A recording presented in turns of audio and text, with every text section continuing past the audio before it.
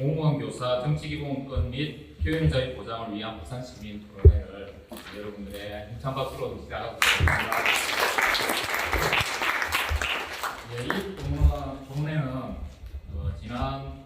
작년 12월 28일 박수영 국회의원 사무실에서 개최한 민원 행사의 날에 부산 시민들과 함께 민원의 자격으로 국회의원 사무실을 방문해서 시비상 내란에 대한 입장을 표명을 요구했다는 이유로, 그리고 그 당사자가 공무원이라는 이유만으로 부산시 징계위원회로부터 감봉 1개월의 징계를 받는 사건이 발생했습니다. 공무원 교사의 정치적 기본권 및 표현의 자유에 대한 문제점과 그리고 그 근본 원인, 그리고 그것을 해결하기 위한 과제가 무엇이 있는지를 다 함께 토론해보는 자리를 마련하고자 합니다. 부산시의회 회의실을 제공해 주시기 위해 힘써주신 반성호 씨 의원님께 감사의 말씀을 드리면서 이 토론회를 개최하기 위한 공동주체인 민주노총 김재남 본부장님과 그리고 민주사회를 위한 변호사 모임 윤재철 부산지부장님의 인사 말씀을 듣겠습니다. 먼저 김재남 민주노총 부산 본부장님의 인사 말씀을 듣겠습니다. 예, 토론회 발제자와 토론자로 그리고 오늘 참석해 주신 모든 분들에게 감사의 마음을 담고 인사드리겠습니다. 민주노총 부산 본부장님 반갑습니다. 그럼 우리 사회가 정의가 살았으면 쉬고 상식이 통하는 사회가 되기 위해서 가장 먼저 해야 될 것이 뭐냐면 교사 공무원의 정치 기본권 보장이라고 생각합니다. 우리 일상생활에서도 많은 문제가 발생하고 있습니다. 지자체장들이 자기의 어떤 개인적 목적, 정치적 목적으로 정책을 만들거나 예산을 편성할 때 그것을 개선하고자 하는 목소리를 내는 것이, 또는 반대한다는 목소리를 내는 것이 국민을 위한 공무원의 의무이자 저는 역할이라고 생각합니다. 하지만 중립이라는 이유로 입을 막고 그리고 징계까지 하고 있는 상황입니다. 한 가지 더 사례를 들면 노동부 같은 경우에도 노동부는 아시다시피 그 존립 근거가 그 노동자들의 위한 보호를 하고 그리고 권리를 개선하는 것입니다. 그런데 노사 중립이라면서 노동자 보호나 권리 개선에 소극적으로 대처하고 있습니다. 그렇다 보니 그 결과 우리나라 기업주들은 노동법을 어기는 것이 일상화되고 있습니다. 오늘 교직원 노조에서도 참석했는데 얼마 전에 강서구에 문제가 터졌는데 거기는 맹지 강서구 해가지고 학생 수가 너무 늘어가지고 합격당 학생도 너무 많이 나가지고 교육 환경 개선을 위해서 예산과 정책을 투여해야 되는데 이제 뭐 지방선거 앞두고 있다 보니까 K-팝 학교 수백억을 들어서 학부모들은 교육 환경 개선하려고 하고 교사들은 이것이 너무 힘들다고 이야기하지만 교육감 지금 교육감은 이전 교육감 그걸 강행하고 했습니다. 만약에 교사들의 정치기본권 보장이 돼서 이게 쉽게 강행할 수 있었을까? 라는 이야기를 하고 마지막으로 12월 3일 그 민주주의를 파괴하고 헌법을 부정한 그 내란을 국무회의에서 결정할 때 과연 행안부 장관이 그리고 경찰청장이 우리 공무원이나 이런 정치기본권이 보장되어 있는 사항이라면 그 결정을 했었겠습니다. 제가 보기에는 이거 해도 실행 불가능하다라고 이야기했을 거라 생각합니다. 그래서 이번 내란에 대한 재발 방지 대책으로 저는 제일 먼저 공무원과 교사의 정치기본권 보장 이제 더 이상 낡고 뒤처진 법은 바뀌어야 된다고 생각합니다. 그래서 상식이 통하고 정의가 살아숨쉬는 사회로 이제 좀 나섰으면 좋겠다라는 마음으로 오늘 토론회가 의미 있게 진행되었으면 좋겠습니다. 감사합니다. 예, 다음으로 민변 윤대철 부산지구장님의 인사 말씀을 큰 박수로 맞이해주시면 네, 안녕하십니까. 민변 부산지구장 맡고 있는 윤대철 박사입니다. 반갑습니다. 예, 요즘 여러분들이 가장 많이 들으시는 용어가 민주주의 건데, 민주주의 국가에서 정치적 표현의 자유는 반드시 보장되어야 한다는 것은 부정할 수 없는 사실입니다. 그런데 이 대한민국 현행법상 공무원과 교원 같은 경우에는 정치적 기본권에 대해서는 과도하게 제한하고 있는데, 이렇게 과도하게 제한하다 보니까 또 기본권 제한 문제가 오래전부터 계속 문제가 제기되어 왔고 지금도 현재 진행됩니다.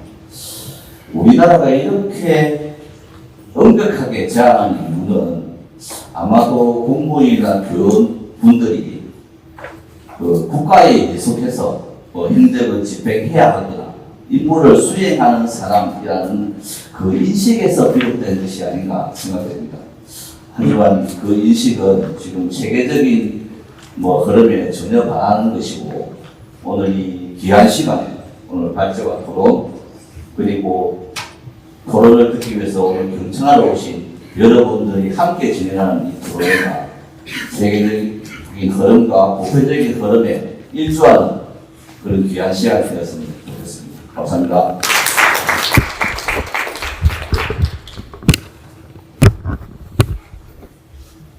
그러면 이제 토론에 들어가기 전에 제 소개를 그렇죠. 제 소개를 드리면 사회를 맡은 저는 민속촌 부산 지역본부 수석 부공사 맡고 있는 조석재라고 합니다. 반갑습니다. 제가 사회를 맡은 이유는 한 가지입니다. 저도 그 12월 28일 날 박수영 사무실에 있었고, 저도 법원직 공무원이라서 이 징계 감봉 1개월을 받았던 공무원의 신분과 같은 처지이지만 징계의 순서가 조금 뒤로 있다는 것 뿐이고요. 그래서 제 이해감에도 걸려있기 때문에 토론에 사회를 맡았다고 보시면 되겠습니다. 그리고 이 토론회는 유튜브 무라카모 채널에서 라이브 방송을 지금 하고 있습니다. 긴장하시는 분 계시는데요. 우리 라이브 방송을 위해서 지금 고생하고 계시는 문화산업 팀에도 박수 한번 보내드리겠습니다. 본격적인 토론회는 발제 문과 그리고 토론 세 분의 발제로 이루어지겠습니다. 그리고 상호 토론 및 마무리 발언이고요. 이때 우리 참가하신 분들도 질문이 있으면 발표자나 토론자에게 자유롭게 질문을 해주시면 거기에 대한 답변을 함께 문자를 마련하도록 하겠습니다. 그리고 다 마치고 나면 단체 기념 촬영을 하고 본행사를 정리하고자 합니다. 그러면 본격적으로 토론회에 들어가도록 하겠습니다. 이 토론회는 법률 전문가와 그리고 관계자가 만나서 이루어진 토론회다 보니까 기존의 학술 토론회의 형식을 조금 벗어나는 경우도 많이 있습니다. 타격적으로 발제를 PPT로 만들어가지고 발표 준비를 해주셨는데, 첫 번째 발제는 공무원 교사 정치기본권 보장과 입법 과제라는 주제로 전국공무원노동수산본부 최성호 정치위원장님이 발제를 해주시겠습니다. 힘차게 맞이해주시면 고맙겠습니다. 안녕하십니까. 공무원 노동조합 정치위원장 맡고 있는 최성호입니다. 반갑습니다.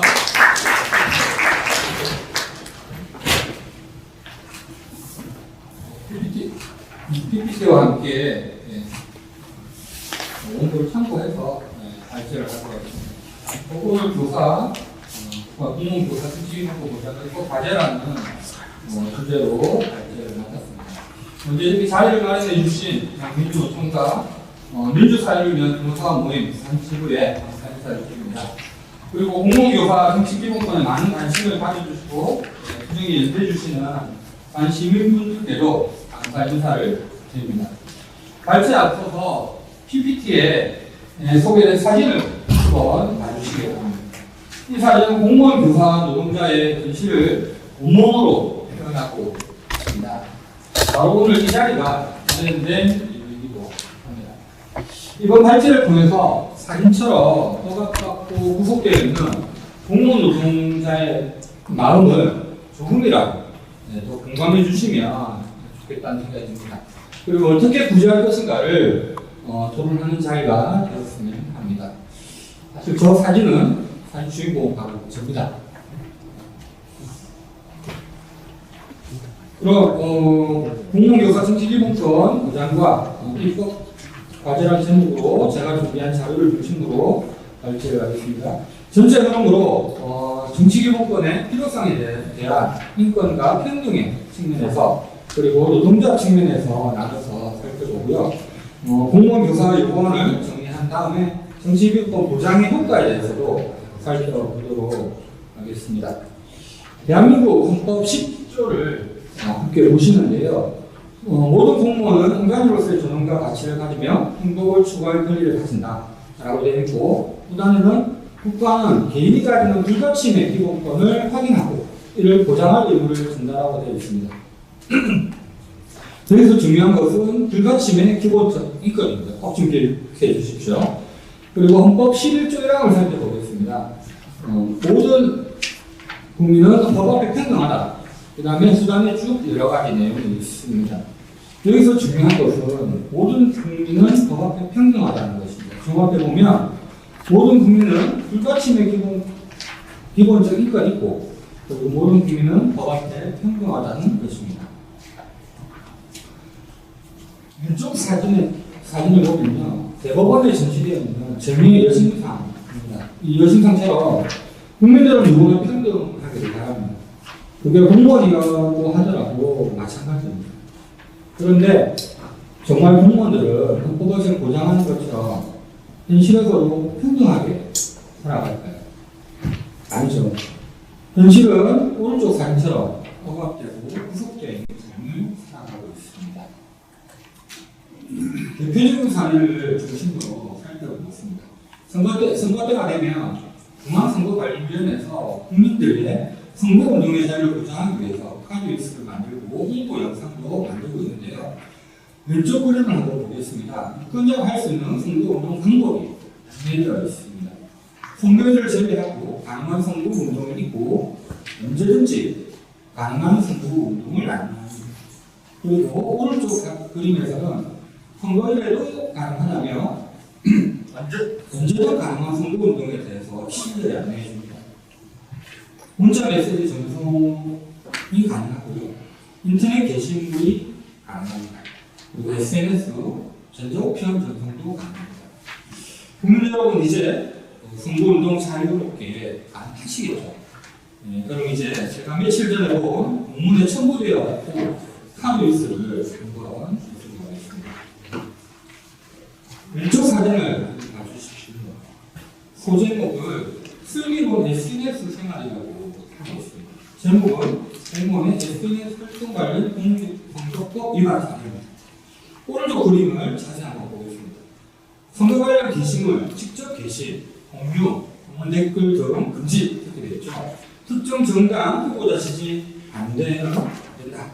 그리고 선거에 영향을 미칠 게시물을 직접 게시하는 행위도 금지됩니다. 선거 관련 게시물에 공유하기, 공문 댓글, 좋아요를 계속 반복적으로 클릭해서도 안 된다고 합니다.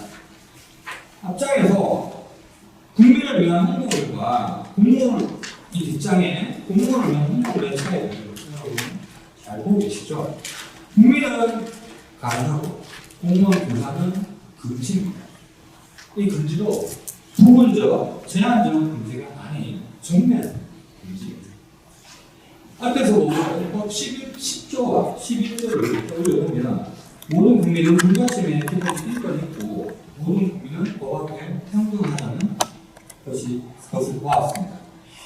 그런데 이 카드 리스트를 보면 초등학생도 가능한 공문 댓글, 좋아요도 공무원 교사는 할 수가 없습니다. 이것이 바로 불가침의 인권이 침해되고 불평등한 대표적 사례라고 할 수 있습니다. 그래서 한번 살펴봤습니다. 많은 선진국에서는 어떻게 하고 있는가? 공무원 교사의 정치기본권을 어떻게 금지하는지 자료를 열심히 찾아봤습니다. 왼쪽 사진을 보면요, 미국의 75만 명이 가입된 연방 및 WCTC 정부 직원을 대표하는 가장 큰 노조인 미국 정부 직원 연맹이 카밀라 해리스 부통령을 미국 차기 대통령으로 지지한다는 내용입니다. 오른쪽 사진을 한번 보시겠습니다. 캐나다의 75만 명의 조합원을 보유한 공무원 노조가 2025년도 연방선거에서 자금이 신과 NDP 정당을 지지한다는 내용입니다. 네, 대표적인 사례이지만 적어도 미국과 캐나다 공무원들은 자신이 지지하는 정당과 후보자에 대해서 지지 선언을 할 수 있다는 것을 여실히 보여주고 있습니다. 이것이 세계 보편적 기준으로 봤을 때도 한국의 공무원 노사는 불평등을 겪고 있다고 하는 실점은 되겠습니다. 다음 자료를 한번 보시겠습니다. 왼쪽 그림을 보면요. 이번 21대 대통령 선거 선거인 수가 4,439만 명으로 표시되어 있습니다. 맞죠? 네, 오른쪽 그림을 보시면요. 통계청 국가통계 포털에서 발췌한 자료인데요. 2023년도 국가공무원, 지방공무원, 입법부, 사법부, 헌법재판소, 중앙선거관리위원회 공무원까지 포함해서 총 1,182만 118만 2,771명으로 표시되어 있습니다. 이제 교원 일부가 빠져 있긴 합니다. 근데 선거인수 대비해서 공무원의 비율이 무려 2.66%에 달합니다. 이 2.66%의 선거인은 공무원이라는 이유만으로 선거운동이 전면이 금지되어 있고 불평등을 겪고 있는 거죠.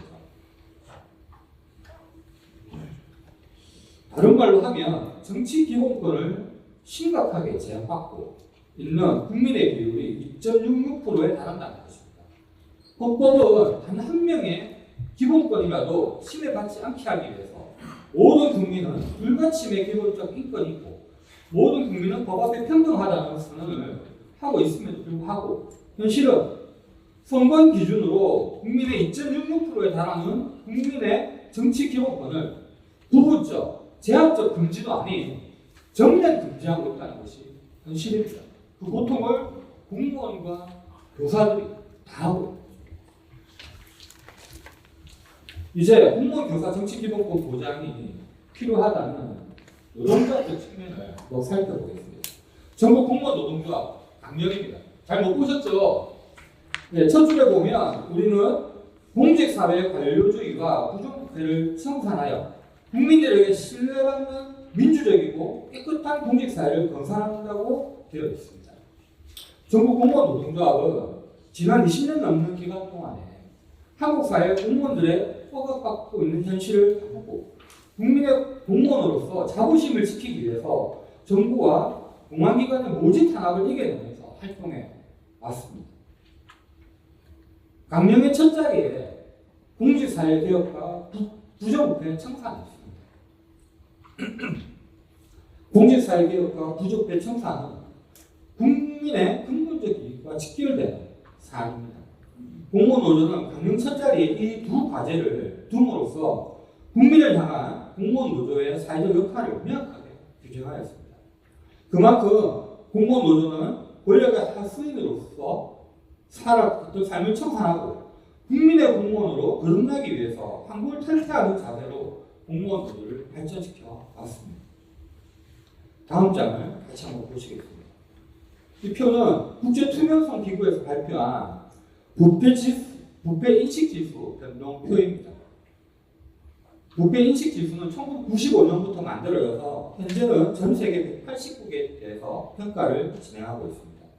공무원 노조는 1998년도 IMF 외환위기 때 민주노총이 포함된 노사정위원회에서 직장협의회 설립을 합의하면서 시작되었습니다. 그리고 2002년도에 공무원 노조로 창립을 하였습니다.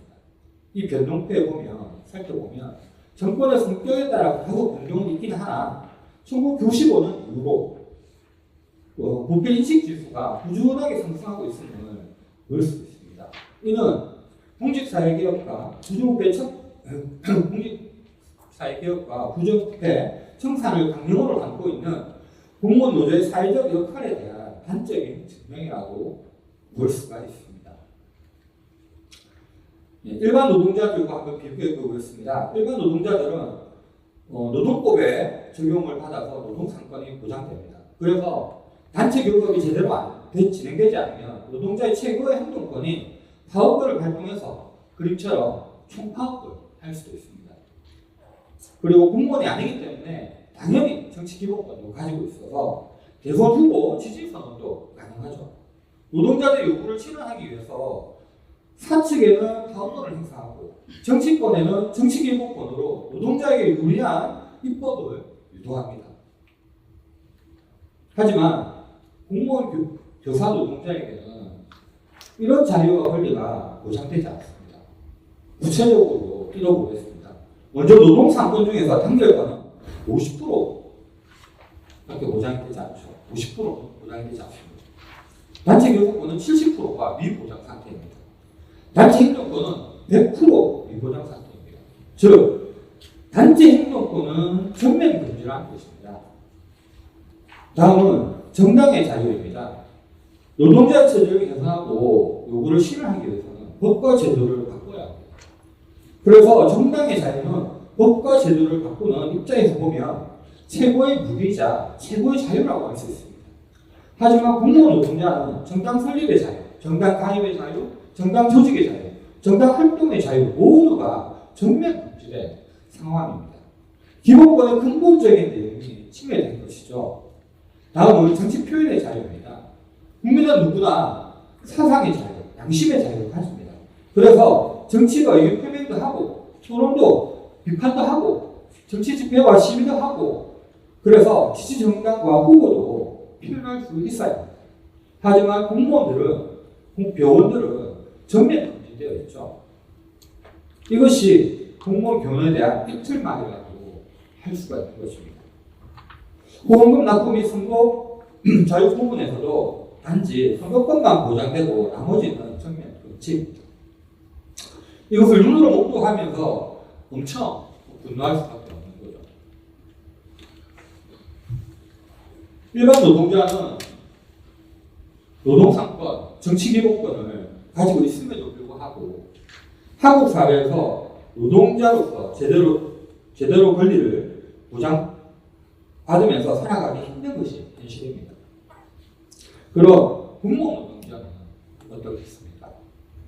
파업권도 없고 노동상권도 제대로 없는 정치기본권조차 없는 정치 금치산자에 가까운 공무원 노동자들은 어떤 삶을 살아왔겠습니까? 노동의 대가도 제대로 받지 못하는 삶, 상명하복 조직 문화에 양심도 지키기 어려운 삶, 독재 잔재로 억압된 인권을 감내해야 하는 삶. 정말 공무원 노동자의 삶은 공노비의 삶에 가깝습니다. 희망이라고 하면 이제 변화가 시작되었고 공무원 노조의 그간의 노력 덕분에 환경은 이미 조성되었다고 봅니다. 첫째는 헌법재판소에서 관련 판결이 2건이 있었습니다. 아쉽게도 공무원 정당 가입 금지가 관련된 법률은 합헌으로 5명 합헌, 위원 4명이 되었습니다. 하지만 그래도 위원 4명이라는 희망을 두었습니다. 정당에 대한 후원금 금지는 정치자금법, 금지하는 정치자금법은 헌법 불합치를 받아서 국회에서 입법 의무가 발생한 상태입니다. 아직까지 개정은 되지 않고 있는 상황입니다.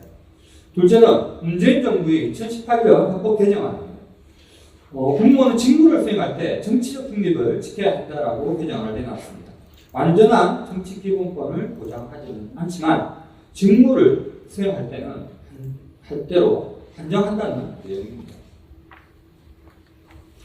셋째는 국제노동기구인 ILO가 지속적으로 요청하고 권고를 하고 있습니다. 그 내용은 교사 공무원 정치활동 금지는 협약 위반이라는 것입니다. 국제사회가 같이 연대하는 것과 국제적 기준에도 공무원 교사의 정치기본권이 필요하다는 측면에서는 큰 의미가 있습니다. 넷째는 국가인권위원회 보호입니다. 2019년도에 의견을 표명하고 결정하였습니다. 여기서는 이렇게 표현합니다. 국회의장에게 공무원 교원이 그 직무와 관련하여 정치적 중립성을 훼손하지 않는 범위에서 시민으로서의 정치적 기본권을 보장받을 수 있도록 국가공무원법 등 법률을 개정하는 것이 바람직하다는 의견을 표명한다고 합니다. 국가기관임에도 불구하고 이렇게 의견을 표명하고 결정하였습니다.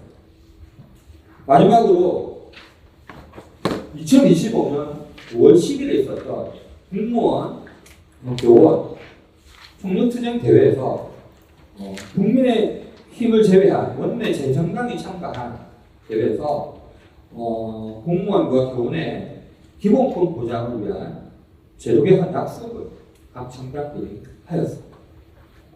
그래서 이 나와 있는 당들의 참가했던 분들의 반응들을 다 찾아볼 수가 있습니다.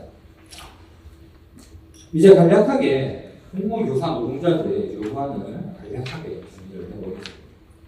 먼저 제일 필요한 것은 정치적 의사를 표현하는 자유입니다. 두 번째는 최고의 자유라고 할 수 있는 정당의 가입 및 활동의 자유가 필요합니다. 다음은 지지 정당에 대한 정치 후원금 납부의 자유입니다. 그리고 선거 운동의 자유가 필요합니다. 마지막으로는 선거권과 비선거권의 온전한 보장을 요구할 수 있습니다. 이것이 저희의 요구안이고요.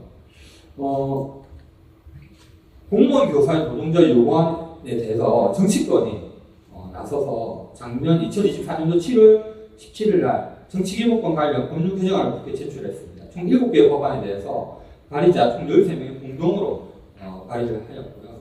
하나씩 살펴보면 정당법에서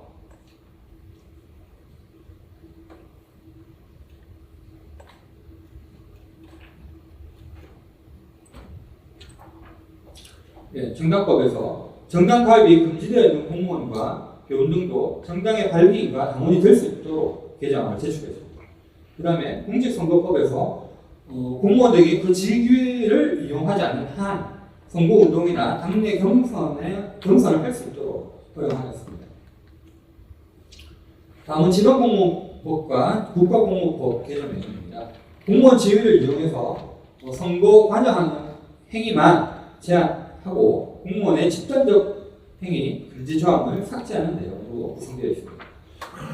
다음은 공무원노조법과 교원노조법입니다. 관련 개정 내용은 공무원, 교원 정치활동 금지 규정을 삭제하는 내용입니다. 정치자금법도 개정안에 포함되어 있습니다. 공무원, 교원의 정치후원금 제한 규정을 삭제하는 내용입니다. 이런 공무원들의, 교원들의 정치기본권을 보장을 하면 제가 생각하는 보장했을 때 나타나는 효과입니다. 국민의 공무원으로 거듭나는 지름길을 내려갈 수 있습니다. 진정한 국민의 봉사자가 되는 것이죠. 두 번째는 공직사회개혁과 군육배 청산입니다. 아까 국민의 이익과 근본적 이익과 직결된다고 말씀드렸는데요. 대형 부패 사건들을 예방할 수 있다고 예상할 수 있습니다. 공무원의 인권과 평등권은 당연히 심화될 것입니다. 실질적 민주주의를 보장하고 강화할 수 있습니다. 이번 12.3 내란 사태 같은 것을 예방하지 않을까 싶습니다. 그리고 국민의 근본적 이익을 보호하는 것인데요. 대형 국책 사업 등에는 많은 세금이 들어갑니다. 이런 사업들에 대해서 공무원의 올바른 목소리들을 열 수 있는 길을 열어나갈 수 있을 것입니다.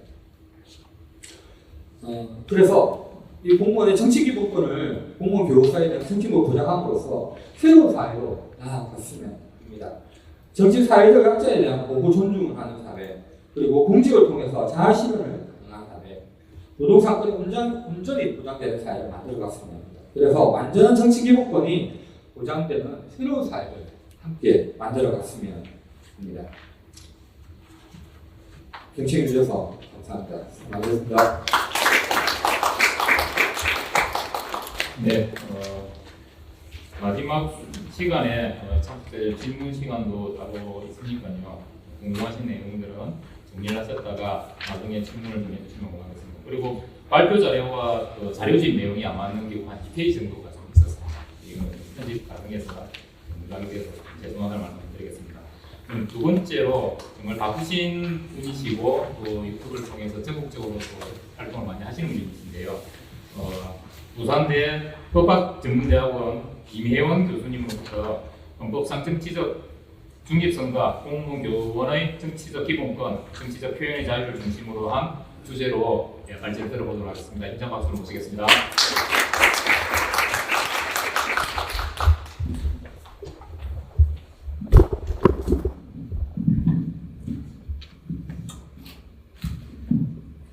예, 안녕하세요. 방금 소개받은 부산대학교의 김효원입니다.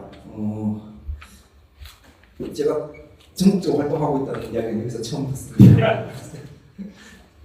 연구실 안을 좀처럼 잘 벗어나지 않아서,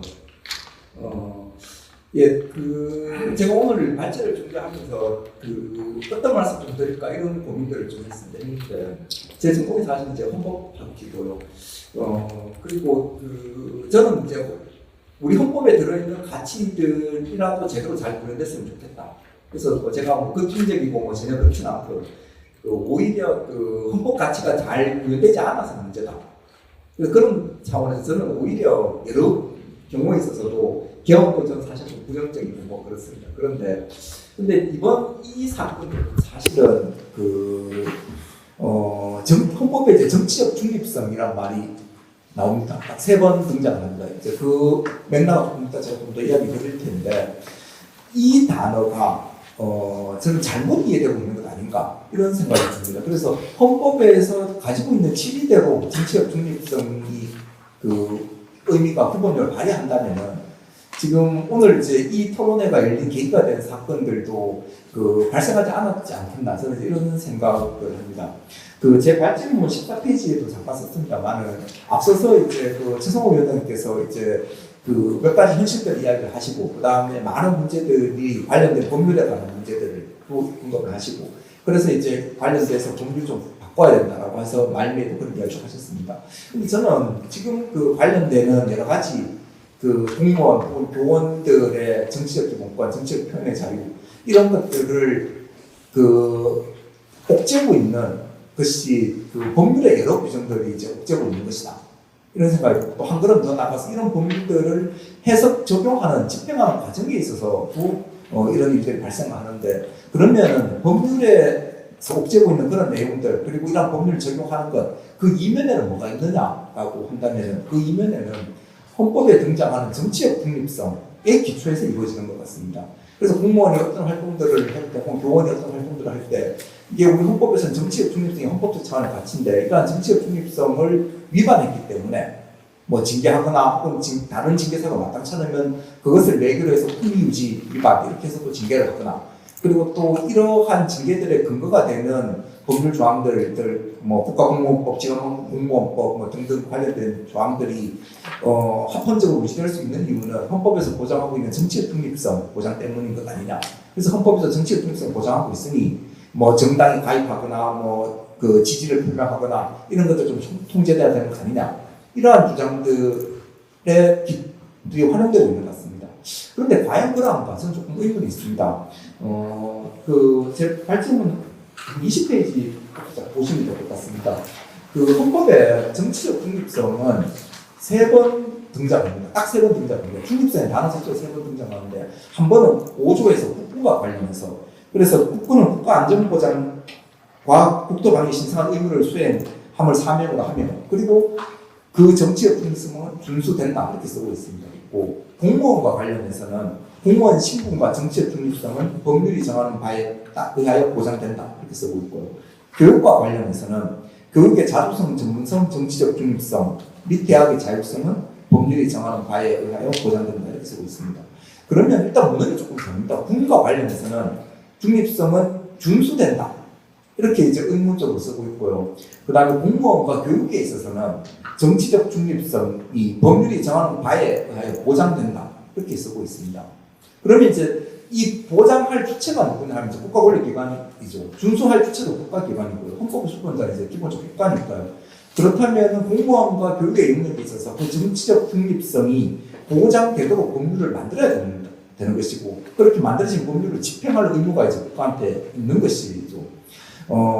이게 연원적으로는 이런 것 같습니다. 국군과 관련된 정치적 중립성은 그동안 군이 능동적으로 정치에 참여해서 정치를 망가뜨리고 또 권력을 찬탈했던 그러한 경험들이 있어서 그것에 대한 반성적 고려에서 아주 엄격하게 군에 대한 정치적인 개입들을 막고자 하는 의도에서 등장한 것이고요.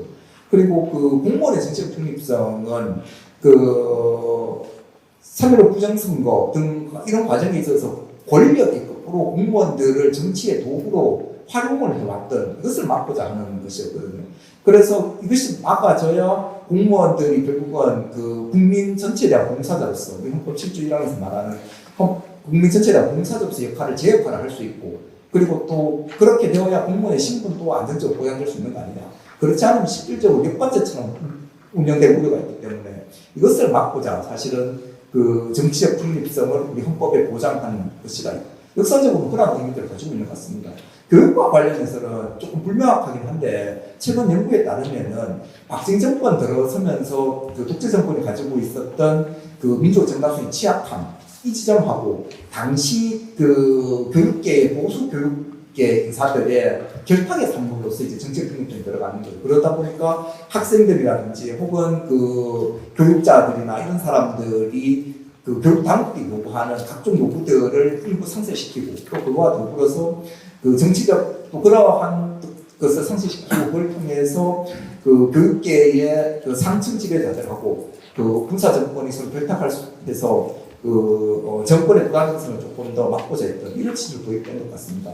그런데 분명한 것은 분과 다르게 일단 교육에 있어서의 정치적 중립성, 우리 헌법 문헌이 그 앞에 교육의 자주성, 전문성, 정치적 중립성 이렇게 쓰고 있거든요.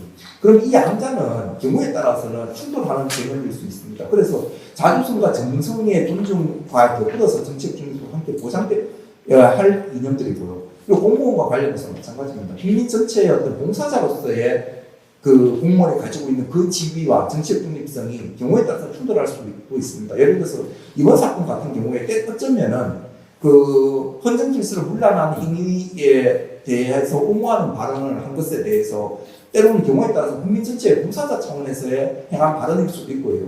그렇다면 그러한 경우에 근데 그 증거 과정에서 딱 하더라도 과연 그것이 그러한 징계를 받아야 할 정도일 것이냐 이런 사실은 또 달리 살펴볼 수 있는 가능성들이 있습니다. 뭐냐 하면은 헌법 자체가 순위를 가는 것들이 아니라 여러 가치들이 충돌한 내용들이 함께 들어있는 상반법이기 때문에 그렇습니다.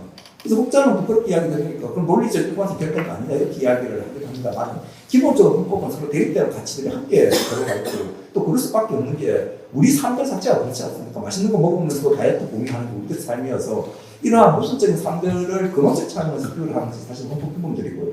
그래서 기본권 보장 부분에서 동시에 기본권 제한 부분이기도 하고요. 권력의 근거를 마련해주면서도 동시에 권력 통제 부분이기도 한 것이거든요. 그래서 이러한 것들이 공무원이나 노무과에 관련된 규정에 있어서도 달라질 것은 아니다. 이런 생각이 듭니다. 그렇다면은 군하고 달리 공무원이나 교육에 있어서는 이러한 공무원과 교육제도가 가지고 있는 근본적인 또 그것과 관련된 헌법상의 근본적인 결단들을 존중한 범위 내에서 정치적 중립성이라는 개념어가 활용되어야 하는 거 아닌가 이런 생각을 합니다. 그리고 그렇다면 도대체 이 정치적 중립성은 이거 가지고 뭐 하자고 하는 것이냐 하는 의문들이 남습니다. 사실 중립성은 굉장히 어려운 개념인 것 같습니다. 왜 그러냐면 원래 중립성 개념 자체는 어느 쪽에서도 편파적이지 않은 것을 이야기하는 것이거든요. 치우치지 않은 것. 그러면 A와 B가 있으면 두 주체 A와 B 사이에서 어떤 행위를 할 때 그 행위가 편파적이지 않아야 된다. 어느 한쪽이 치우치지 않아야 된다는 것입니다. 그러면 이제 어떤 문제가 있냐면 그러면 어떤 측면에서 치우치지 않는 것이냐라고 할 때 이 중립성에 관한 이해가 굉장히 이제 난해한 것이 사실은 중립성이 가지고 있는 그 본질은 헌법상 평등의 특별한 형태거든요. 왜냐하면 A와 B 사이에 편파적이지 않고 치우침이 없어야 된다는 것은 그리고 A와 B 사이에 뭔가를 하건 하지 않거든요. 근데 하지 않고 가만히 있으면 현재 상황에 있어서 A와 B 사이에 불평등한 것을 결과적으로 고착화하는 게 기하는 것이거든요. 결과에 있어서는.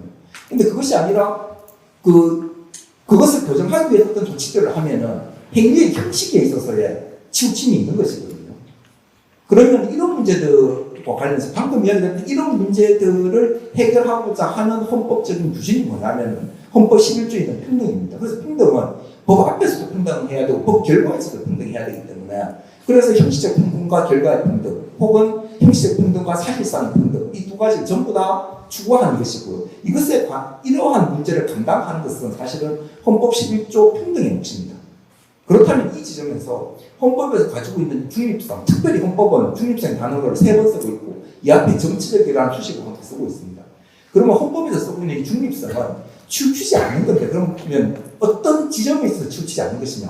행위의 형식에 있어서는 소위 말하는 형식적 평등에 관한 헌법 11조 이념으로, 행위의 결과에 있어서는 헌법 11조에서 이야기하는 결과에서 평등 이념은 다 가름될 수 있다면 헌법에서 말하는 중립성이 고유한 의미가 뭐냐에 관한 의문이 남는 것입니다. 근데 생각컨대 여기서 우리가 주목해야 될 것은 행위의 형식이나 결과보다는 헌법에서 특별히 중립성을 이야기하고 있는 것은 행위의 의도를 겨냥한 것입니다. 행위의 의도 내지는 특정 행위의 목적에 있어서, 이건 무슨 말씀이냐 하면은, 원래 중립성은 발표문 23페이지에도 제가 썼습니다만 중간 부분에 있습니다. 국가의 중립성은 밑에서 보시면 본문에 하나, 둘, 셋, 넷, 다섯, 여섯, 일곱, 여덟, 아홉, 11번째 있는데 제가 한번 읽어보겠습니다. 국가의 중립성 원칙은 일반적으로 구성원들의 삶에 관한 다양한 각종 신조나 태도 중에서 특정 신조나 태도가 더 바람직하다거나 더 가치 있다는 이유에서 국가가 어느 특정한 쪽에 치우쳐 특정 구성원을 더 우호적이고 유리하게 혹은 더 비우호적이고 불리하게 대우함으로써, 즉 특정 구성원에게 이익을 부여하거나 부담을 부과함으로써 구성원들의 삶을 조종 유도하거나 삶에 관한 구성원들의 근본적 자기결정권을 침식탈취하는 것을 방어하고자 하는 자유주의적 특유의 정치 도덕 원리, 여기서도 비롯된 것이거든요. 그건 뭐냐 하면은, 국가가 소위 말하는 후견적 입장이면 간에 아니면 국가가 공익의 대변자로서 사람들의 삶에 있어서 관여를 할 때, 그러한 관여가 일반 우리들이, 존엄한 우리들이, 또 평등한 우리들이 나름의 삶을 존엄하게 영위해갈 수 있는 자기결정권을 가지고 있는데, 그것을 탈취하거나 침식하거나 그것에 부당하게 간섭해서 우리들의 삶을 조종하지 말라는 것이 중립성이 가지고 원래 의미거든요.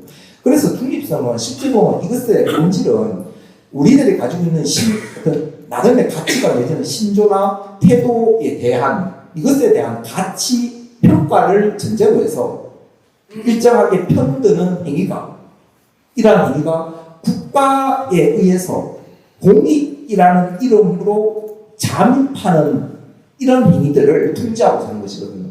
왜냐하면 이렇게 해서 잠입하는 것은 우리들은 자기 운명을 자기가 결정할 수 있는 자기 결정권이 있는 평등한 인간의 존엄성을 해친다고 바라보기 때문에, 그래서 자유주의 정치 이념에 있어서는 국가가 기본적으로 우리들의 자유경력을 좀먹는 그런 존재, 이렇게 보고 있지 않습니까? 그렇다면은 그러한 것이 좋으냐 나쁘냐, 그거와 달리 국가가 우리들의 삶에 좀 더 적극적으로 개입을 해서 우리가 좀 더 먹고 살 수 있도록 해줘야 되고 우리들의 어떤 행위도 해줘야 되고 이런 측면이 있긴 합니다만은, 우리 헌법에서 특히 중립성은 자유주의적인 정치 철학의 일부 내용들을 계승해서 담겨있는 그런 흔적들이거든요. 그래서 내가 알아서 일들을 잘 처리하고 내가 나름대로 뭔가를 같이 판단을 할 수 있는데, 국가가 나서서 권력을 활용해서 조정을 해서 이게 좋으냐 저게 좋으냐, 그래서 이게 좋다고 하는 것에 이익을 주거나 나쁘다 하면서 불이익을 주면 그것을 보고 다른 구성원들의 사람들이 자신의 자기 결정권이 간섭을 받게 되니, 혹은 일부 탈취를 당하게 되니, 개입을 당하게 되니, 그런 것들을 하지 말라고 하는 것이 중립성이 가지고 원래 본질의 의미입니다.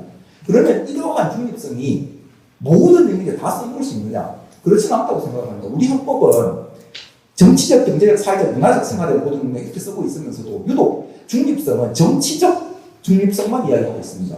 경제적 중립성, 문화적 중립성 이런 이야기를 하지 않고 있거든요.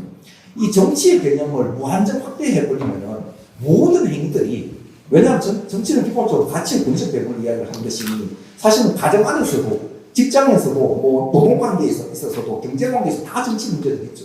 근데 이렇게 해서 정치의 범위들을 확대해버리면은 정치적 중립성이 굉장히 폭넓게 적용될 수 있는 일반적 정치로 되어버리는데, 이것을 이렇게 활용하면은 우리 헌법 정치에 부합하지 않습니다. 왜냐하면 우리 헌법은 원시적으로 정치, 경제, 사회, 문화 각각을 분별해서 대등하게 나열하고 있습니다. 그러면 그러한 것에 속하지 않는 어떠한 정치 영역이 뭐냐라는 것이죠.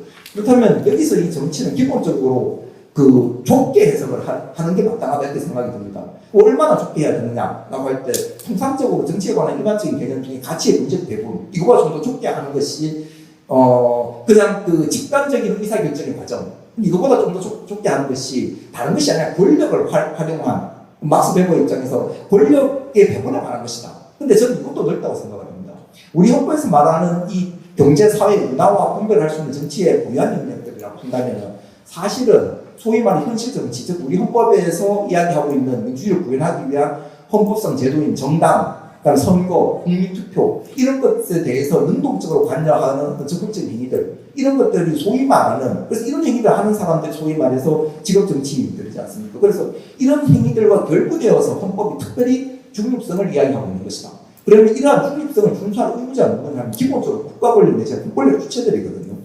그럼 우리가 이렇게 이해를 했을 때 그럼 헌법상 중립성 어떤 구체적인 행위가 있으면 어떤 행위가 헌법상 중립성이 위반되느냐 위반되지 않느냐를 판단함에 있어서 어떠한 기준들을 가지고 판단해야 할 것이냐가 이제 과정을 나눴습니다. 그래서 24페이지 잠깐 보시면은 24페이지 중간 부분에 정치적 중립성 원칙의 심사 어떻게 하느냐 하는 것인데 그 달라고 보시면은 제가 이렇게 썼습니다. 국가 행위를 그 지도 및 평가 통제하기 위한 원칙도 그렇습니다. 사실 헌법 자체는 헌법을 공부한다는 사실 우리를 지배하고 있는 가장 강력한 권리가 대결한다는 의미를 갖거든요. 폭력을 독점하고 있는 국가를 헌법을 통해서 평가하고 통제하기 위한 권자의 국기가 사실 이제 헌법인데 그럼 헌법에서 정치적 중립성 단어가 있으니까 이걸 가지고 국가의 구체적인 행위를 지도 평가 통제할 수 있는 그러한 기능들이 회복되어야 헌법에 들은 정치적 중립성의 단어가 제 역할을 할 수 있다. 뭐 이렇게 생각을 합니다. 그럼 이렇게 하려고 하면은 뭐부터 해야 되는가 하면은 먼저 심사 대상인 행위부터 특정을 해야 될 것입니다. 그럼 심사 대상 행위가 뭔가 하면은 누가 어떤 행위자가 그리고 어떤 차원에서 어떤 의도를 가지고 세 번째 어떤 구체적인 행위를 했는 것인지 그리고 이런 행위의 결과가 무엇인지를 확인을 하고 그 사람이 이런 행위 말고 다른 행위들에 대한 기대 가능성이 있는지 없는지 다른 행위들에 대한 기대 가능성이 있음에도 이렇게 했는 것인지 도저히 할 수 없어서 했는 것인지 이러한 것들을 봐야 될 겁니다. 그리고 헌법을 통해서 통제할 대상은 결국은 권력 주체이니 그런 차원에서 본다면은 그 24페이지 중간 부분에 제가 정치적 중립성 위반 여부를 판단할 때 검토해야 되는 몇 가지 요소들을 나름 생각해서 한번 써봤습니다. 작은 동그라미 1, 3, 4 이렇게 되어 있습니다.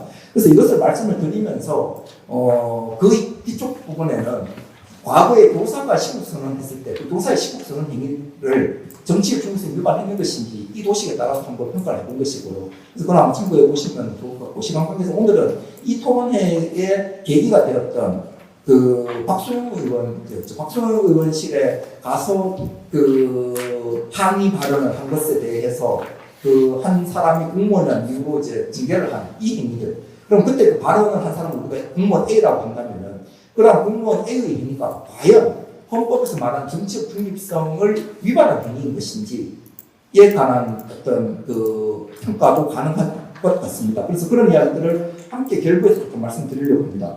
먼저 보시면은 첫 번째는 이 정치적 중립성은 국가가 부담해야 되거든요. 즉 국가의 권력을 행사하는 권력 주체가 져야 되는 것이거든요. 그래서 행위 주체, 즉 중립성 원칙의 수범자가 누구냐 하면은 결국은 국가나 권력 주체의 행위여야 합니다. 그러면은 우리 그 공무원 A 사건, 박수영 씨가 항의했던 A 사건과 관련해서 먼저 첫 번째 요건이 준수되었느냐 하는 것이죠. 그 구체적 사실관계에 대해서 제가 혹시 잘못 이해하고 있는 게 있다면 뭐 알려주셨으면 좋겠습니다. 저는 이제 그 기사를 통해서 이제 언론 기사를 통해서 그것을 접했기 때문에 그걸 통해서 보면은 공무원이 그때 공무원 A는 그 공무원이 공무 외에 또 공직 그 자체를 활용하지 아니하고 자신의 정치적 의사를 표현하는 것에 지나지 않는 것 같고요. 만약 그렇다면 실제로 공무를 통해서 한 것도 아니고 또 공직이라는 그 지위를 활용해서 내 뭐 잘 나가는 뭐 힘 있는 어디 국장인데 결재권이 있어 이렇게 해서 한 것도 아니지 않습니까? 그러면은 그렇게 해서 자신의 정치적 견해를 표현한 것은 기본적으로 국가나 권력 주체의 행위 혹은 이에 준하는 행위로 일단 볼 수 없는 거죠 실제로는. 그렇다면은 행위 주체와 관련해서 이것을 권력 주체 행위다 이렇게 보기가 어렵죠.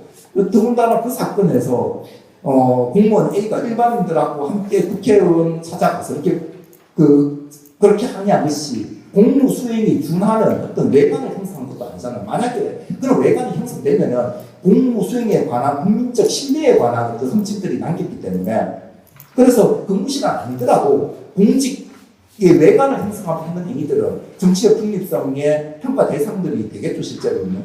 그런데 그런 행위들은 이번에 했을 때 그 행위는 제가 언론 기사를 통해서 보기에는 그렇게 판단하기 어렵고, 그렇다면은 그 행위가 정치적 중립성 위반 자체를 인정하기 어렵다. 왜냐하면은 그 공권력 주체 행위가 아니기 때문에 그렇거든요. 국민의 입장에서 이루어진 행위들이니까. 그래서 애당초 첫 번째 요건부터 기억되는 것이다.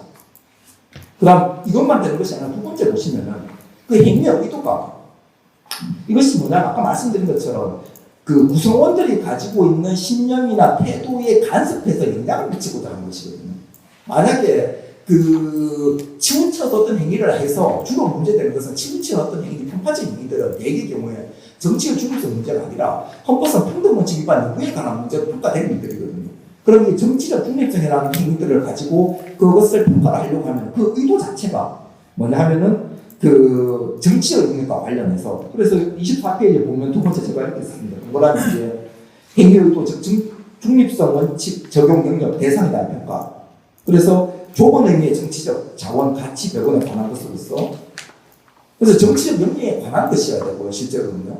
선거, 정당, 투표 이런 것에 일정한 영향을 미치기 위한 이러한 좁은 의미의 정치 영역에 관한 것이어야 되고, 그 다음에 이런 것을 통해서 그 의도 자체가, 예를 들어서 선거와 관련해서 선거 캠페인 하거나 투표, 선거 많이 동참해달라 이렇게 이야기하는 건 선거에 관한 것이잖아요, 사실은.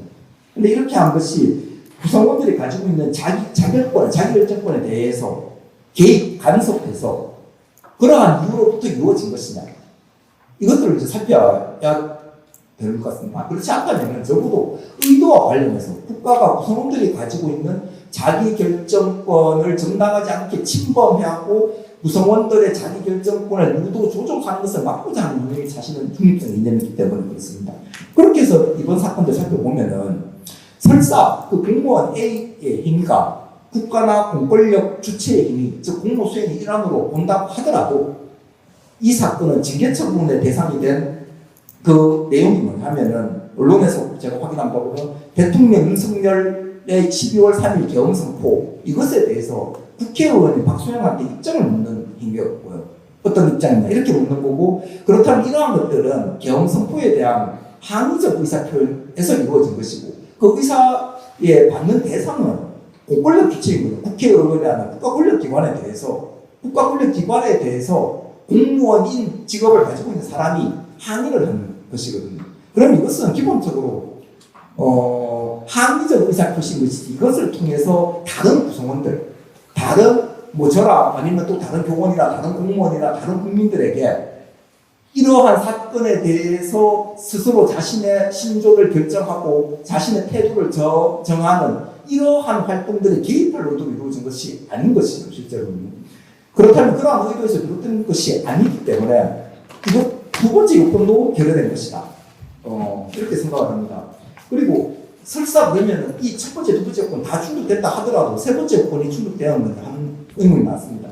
세 번째 요건은 그 결과에 관한 것인데, 이렇게 했다 하더라도 즉 그것이 이러한 행위들로 인해서 구체적으로 그 일정한 구성원들이 자격권에 대한 일정한 침식작용들이 있었느냐 하는 거죠. 그럼 이게 없었다면은 행위가 미비했기 때문에 그것들도 설사 징계한다 하더라도 징계 양형 과정을 고려를 하거나 이렇게 했었어야 마땅한 것 아닌가 싶습니다. 그런데 이러한 행위들이 영향을 미치는 것의 효과들은 결국 행위 과정에 있어서 특정한 집단들을 유리하게 대우하거나 우호적으로 하거나 아니면 불리하게 하거나 이러한 구체적인 행위들이 있어야 또 영향을 받겠죠, 사실은요. 그러면 그러한 것들이 있었냐라고 하면 그렇게 보기도 실제로 어려운 거 아닌가 싶습니다. 즉 설사 그 공무원 A의 행위가 공권력 주체로서의 행위고 또 자신이 그렇게 하는 행위가 그걸 통해서 거기에 오지 않았던 다른 국민 일반 대중들의 신념에 영향을 끼쳐서 그 사람들로 하여금 항의하거나 이렇게 하도록 할 것을 꾀할 의도였느냐 하는 것이죠. 그런데 행위 자체가 다른 국민들의 정치적인 어떤 의사표현에 아무런 부담을 주는 행위가 아니었고, 또 이렇게 한다고 해서 계엄을 찬성하는 진영들이 그 찬성 행위들을 못하는 것도 아닌 거고, 그건 그대로 할 수 있는 것도 열려져 있는 것이고, 그냥 자신의 정치적 의사를 표현한 것에 지나지 않는 것이다. 이렇게 생각이 돼. 그렇다면은 이 행위 결과적인 요건도 발생시키지 못한 것이다.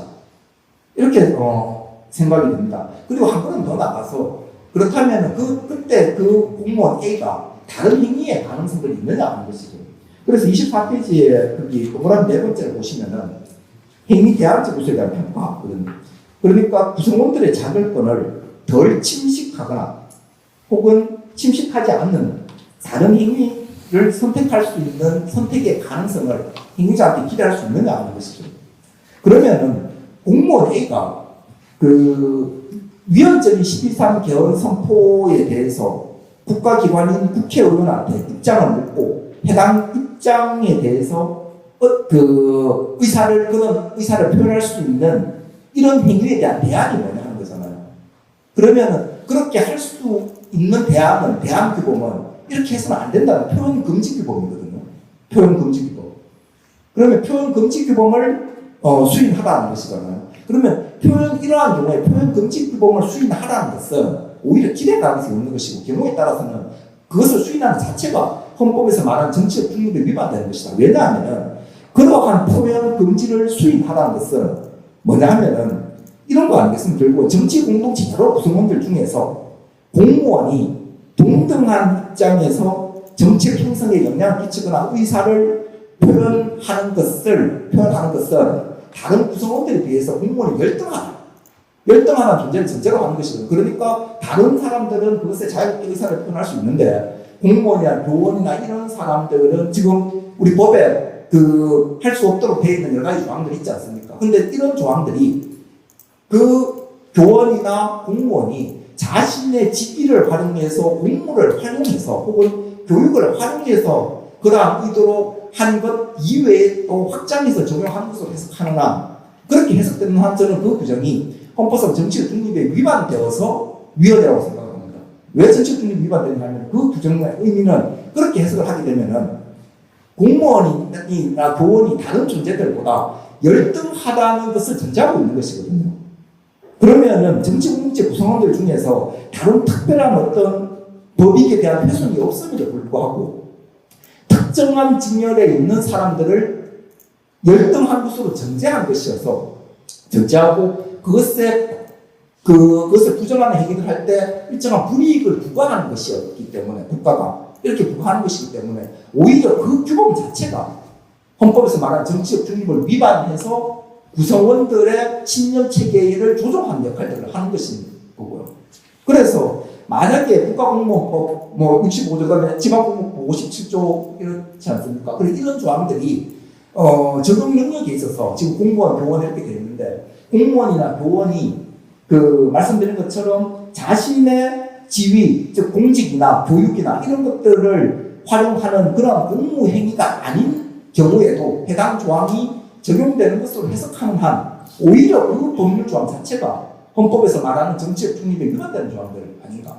그러면은 공무원 입장에서는 헌법에서 말하는 정치적 중립을 위반하는 행위들을 수인하도록 기대하는 것은 애당초 기대 불가능한 것 아니겠는가? 그렇다면은 이러한 요건들을 본다면은 그 행위 자체가 정치적 중립 자체를 위반한 것이 아니다. 정치적 중립성의 위반. 우리 이렇게 볼 수 있는가? 그렇다면은 정치적 중립에 위반한 것이 아니라면은 정치적 중립을 구현하기 위해서 만들어진 각종 법률 규정들의 위반 여부가 문제가 되어서 징계가 된다든지 아니면은 어떤 불이익을 받는다든지 혹은 그것과 관련된 어떤 판단들을 함에 있어서 지금까지 있던 판단들을 근본적으로 다시 재설정해야 되는 거 아닌가? 저는 좀 이런 말씀들을 드리고 싶습니다.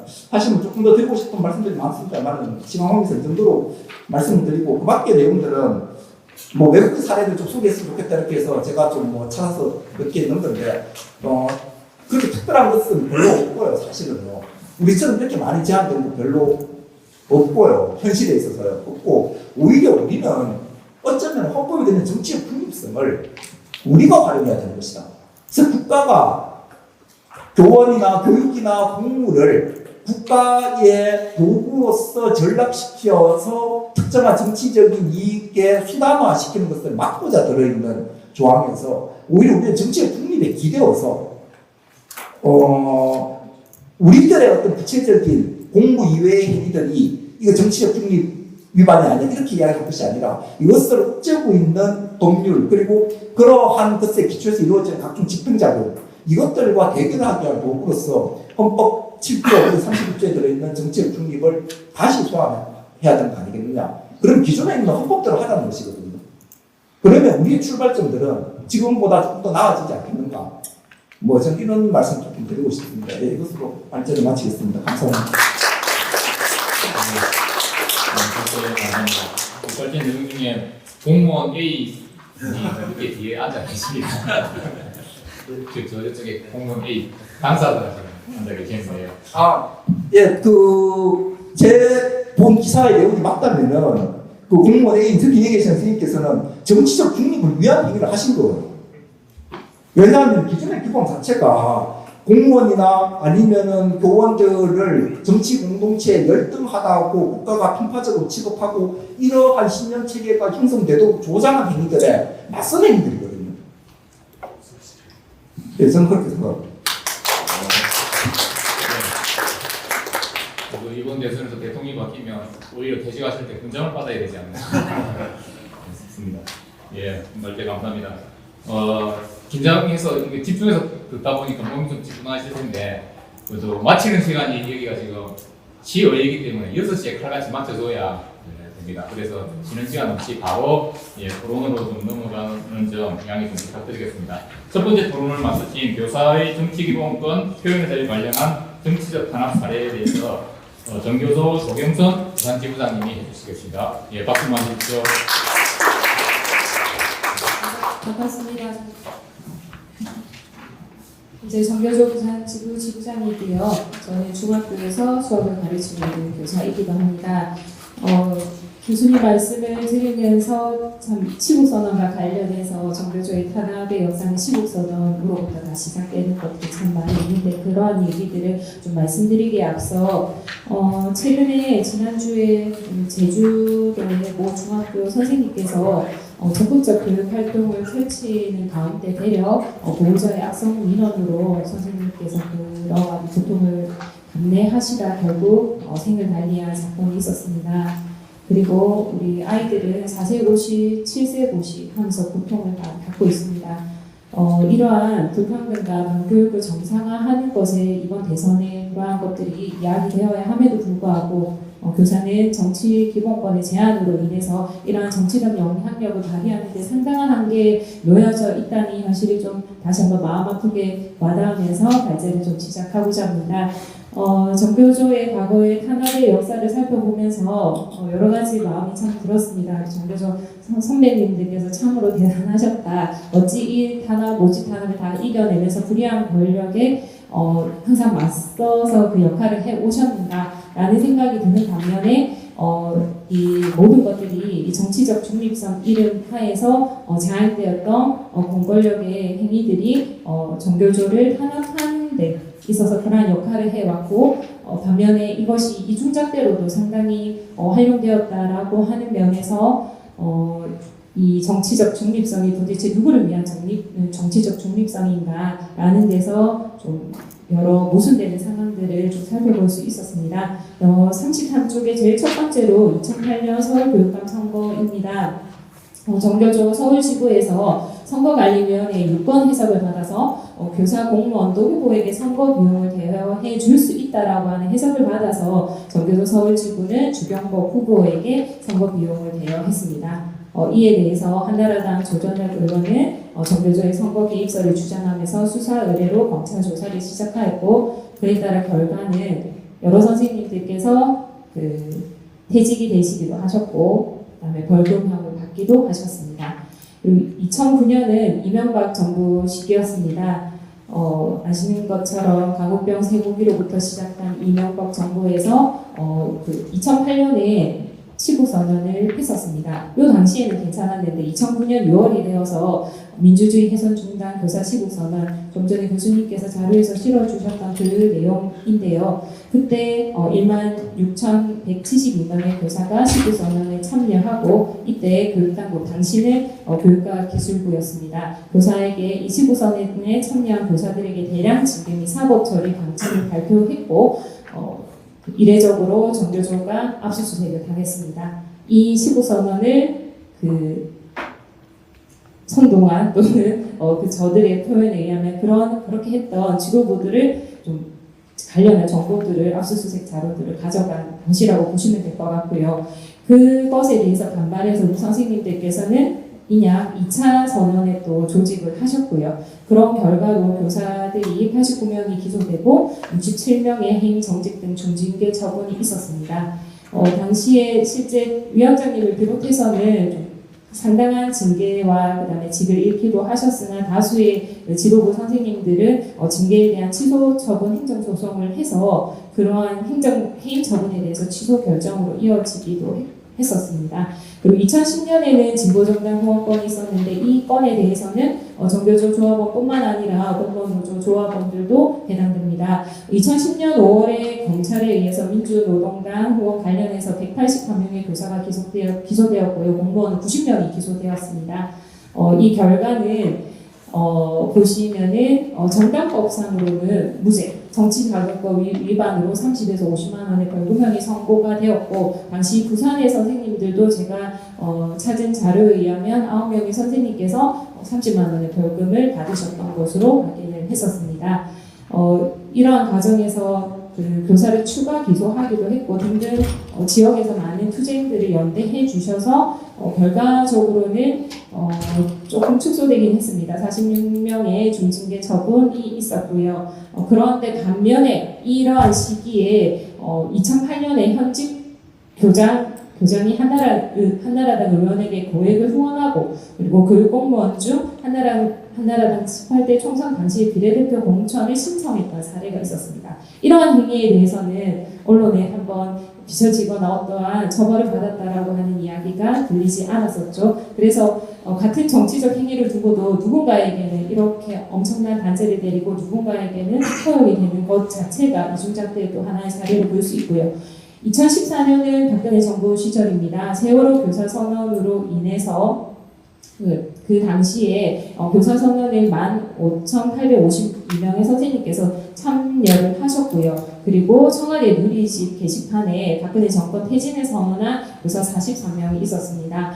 이를 다 포함하여서 징계가 검토가 되었고 그래서 결과적으로는 교사 선언과 집단 조퇴 등을 이유로 교사 33명이 기소가 되었습니다. 그리고 이 33명에 대해서 재판이 대법원에 계류가 되었었고 13명은 징계 의결 보류가 되었고 122명은 징계 의결 미요구 상태에서 2019년 문재인 정부가 들어선 때가 되어서야 교육부 고발이 취하가 되었고 물론 재판에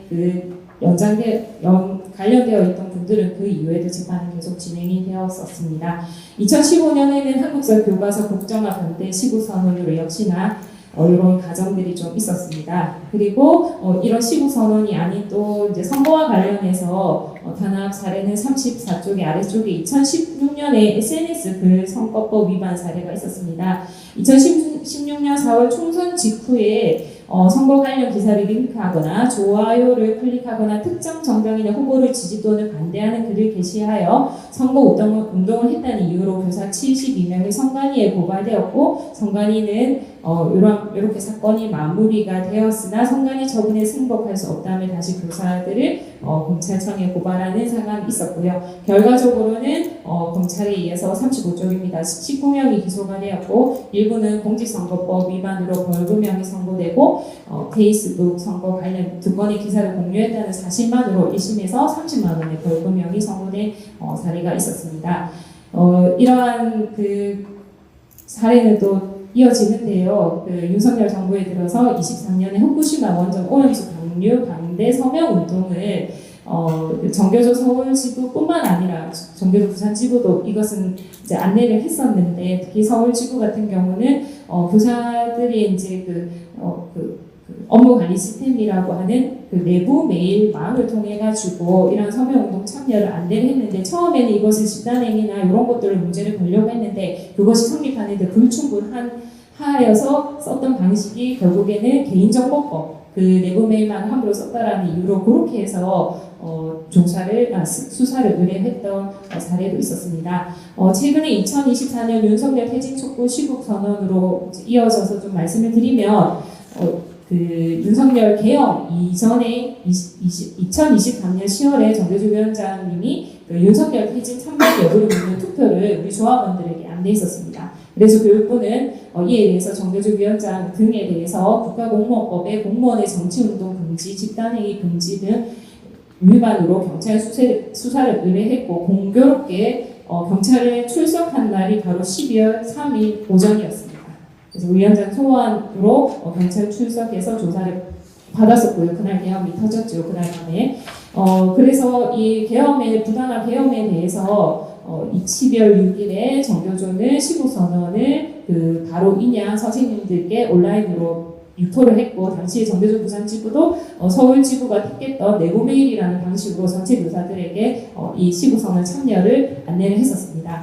그러한 과정을 통해서 단 이틀 만에 전국 교사만 5,225명이 참여를 했었습니다. 이 시국선언에 대해서는 아무런 문제가 없었습니다. 그런데 이 수구들의 역공격이 시작되고 나서 2025년 3월 26일에 당시에 파면 선고가 일정이 안 잡히고 있던 당시에 민주노총을 중심으로 해서 최대 역할을 하자라고 하면서 다시 정교조 2차 시국선언을 발표하게 되었고요. 이때도 3월 21일부터 26일까지 6일 동안에 전국에 1,688명의 교사가 참여를 했는데 이 시국선언에 대해서는 보수단체가 정교조에 대한 고발장을 제출을 하고 교육부는 경찰 수사 의뢰 검토와 비상시국선언 내부 메일망을 통해 안내한 지부가 여러 군데 있었는데 그 보수단체 고발 특히 이제 받은 울산 지부장의 징계 요구까지 좀 이어지기도 했었습니다. 그리고 이러한 과정에서 당시 이문정 검사가 검찰의 집단 행동은 22년 4월에 소위 검수완박이라고 하는 법안 처리에 대해서 법안 중재안에 대해서 검사들이 이에 대해서 반대하는 입장문을 낸 그러한 집단 행동에 대해서는 허용이 되었으나 이러한 교사의 시국선언에 대해서는 집단 행동에 대해서는 오히려 검찰이 세월호를 비롯해서 기소한 것 자체가 이중잣대라고 하는 것에 대해서 당시 비판했던 글을 SNS에서 올려가지고 정교조 안에서는 좀 많이 해자가 되었었습니다. 그리고 2025년 4월 1일에 국회 탄핵 심판 청구 대리인단이 파면 선고를 앞둔 그 시기에 당시에 정교조를 포함한 각계각층의 시국선언문은 헌법재판소에 참고 자료로 제출되었다 하는 것 하나의 이 시국선언을 두고서도 다양한 지금 해석과 이 적용들이 이루어지고 있다는 것을 볼 수가 있고요. 또한 파면 선고가 나던 날입니다. 4월 4일에 윤석열 탄핵 심판 선고와 관련해서 이를 생중계를 시청하는 것을 안내하는 공문들을 17개 시도교육청 중 10개 지역에서 각 학교로 공문을 발송합니다. 이 자체가 민주주의 교육의 하나의 좋은 사례가 될 수 있으니 각 교육과정에 그리고 학교에서 협의를 거쳐서 아이들과 시청을 하시라라고 하는 공문을 시교육청에서 보내었으나 부산도 보내었습니다. 당시에 김석준 교육감 당선 이후에 바로 실시했던 것인데 이에 대해서 교육부는 이렇게 공문을 다시 역으로 보냅니다. 17개 시도교육청에 대통령 탄핵 심판 생중계 시청 관련 유의사항이라면서 이와 같은 활동이 교육의 중립성과 공직선거법 등 관련 법령을 위반하지 않도록 관리되어야 한다라고 명시하였으나 이 공문에 각 시교육청에서 발송한 민주시민 교육의 금지와 이러한 법은 사실은 전혀 관계가 없음에도 불구하고 교육부는 오히려 이러한 행위들을 하면서 현장의 민주주의 교육 그리고 당시에 윤석열 탄핵 심판 선고를 생중계하는 것을 시청하도록 안내하고 그리고 교육적으로 활용하는 것에 대해서 상당한 제약이 좀 초래되는 상황들도 있었습니다. 그리고 그 이후에 충남도의회 국힘 의원이죠. 탄핵 심판 선고 방송 시청 관련에 대해서 자료를 요구하기도 했고 서울시 의회 교육위원회 업무 부고 중에서 국힘 시의원이 파면 선고 방송 안내 공문에 대해서 문제를 삼기도 하는 등 이런 상황들이 좀 있었습니다. 그리고 이러한 계엄을 거치면서 우리 선생님들께서는 민주시민교육과 관련해서 교사의 정치기본법 보장이 가장 절실하다라고 말씀을 하셨거든요. 이 내용을 제출하고 나서도 또 이 선거와 관련해서 좀 기억을 하실 텐데 국민의힘 김문수 대선 1 후보가 교육특보 임명장을 우리 교사들에게 무더기로 그 발송했던 문자를 보냈던 사례들을 뉴스에서 보셨을 텐데 정작 정치 기본권이 없어서 정치 행위를 전혀 할 수 없는 교사들에게 대선 후보에게 교육특보로 임명하는 이러한 어처구니 없는 상황들이 벌어졌다라고 하는 것. 그래서 이 모든 상황들을 보면서 교사의 정치 기본권과 정치적 중립성이라는 이름하에 상당히 모순된 상황들이 계속되고 있었다라고 하는 것을 볼 수가 있고요. 근래 들어서 교육감 선거와 관련해서도 그 당시에 그 후보 중에 한 명은 정교조 해직교사 특채 논란 투표로 심판이라고 하는 문구를 가지고서 투표 동료 행위로 해석함으로써 선거에 대해서 아무런 행위조차 할 수 없는 우리 정교조가 뭔가 논란이 있는 단체인 것처럼 이렇게 악용되었던 상황에서도 아무런 대응을 할 수 없던 것이 우리의 권한의 상당한 제약 속에서 저희 조합원 선생님들이 참 마음 속상해하셨던 일들도 있었습니다. 현재 이제 우리가 대부분의 정책 사안이라고 하는 것이 당사자성을 갖는 이들이 문제를 찾아내고 원인 진단, 해법 도출 가장 잘 알 수 있는 사람들인데 이러한 사람들이 관료주의나 대의제 한계에서부터 다양한 주체들이 참여해 각자 자신이 직접 정치의 주인으로 나서는 직접 민주주의 시기에 교육의 문제만큼 교사들을 이 중요한 정책을 정하는 교육감조차도 아무런 이야기도 하지 못한 채로 손발이 다 잘린 채로 입마저 다 가려진 채로 우리의 교육의 수장을 선출해야 되는 이런 안타까운 상황에 놓여 있을 뿐만 아니라 민주주의 교육이라고 하는 것에 또한 정치적 중립성 이름 하에서 상당한 제약을 많이 받고 자기 검열에 놓여져 있는 것이 교사들의 현실입니다. 참고로 그 개업 당일에 다음 날에 아이들을 만났을 때 많은 선생님들이 그 아이들이 이런 질문을 했다 하더라고요. 선생님 그 뉴스 보셨느냐고. 그랬을 때 아이들에게 선생님들께서는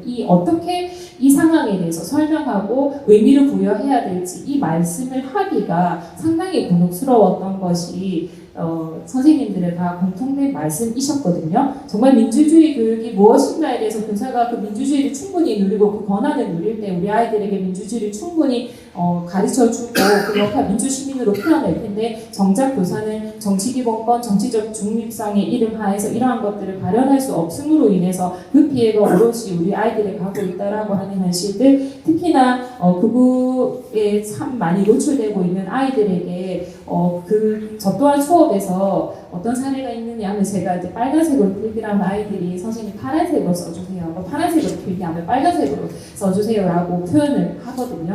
그러면서 아이들 사이에서 떠도는 많은 단어들이 극우 유튜버 사이에서 떠도는 단어들을 참으로 많이 말을 하는데 그러한 장면에서 제가 어떻게 참 대응해야 될지 저 또한 많이 힘들 때가 있거든요. 그래서 조금 더 관계가 맺어진 후에야 그러한 그 극우적인 주장으로 인해서 선생님인 나는 너희들이 정치의 주인으로 나서지 못하게 하는 그러한 정치를 상당히 우습게 만들고 혐오하게 만드는 장치들이라 생각한다.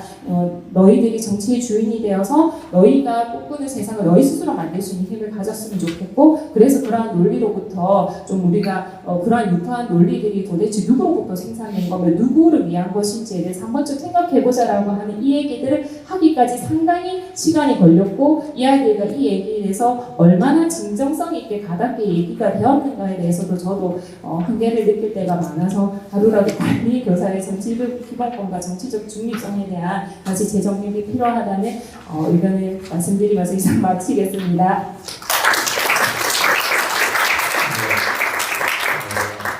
교사의 취지 그리고 정치 기본권의 필요성에 대해서 정말 열심히 잘 해주셨습니다. 다음 토론자는 가장 강장 시장을 거치면서 가장 유명해지신 분입니다. 강장의 사회자이시고 팬층을 의미로 계시는 분들 여기서 제일 유명하지 않을까 싶은데요. 청년오늘 대표이신 이지 대표님을 모시고 토론 들어보겠습니다.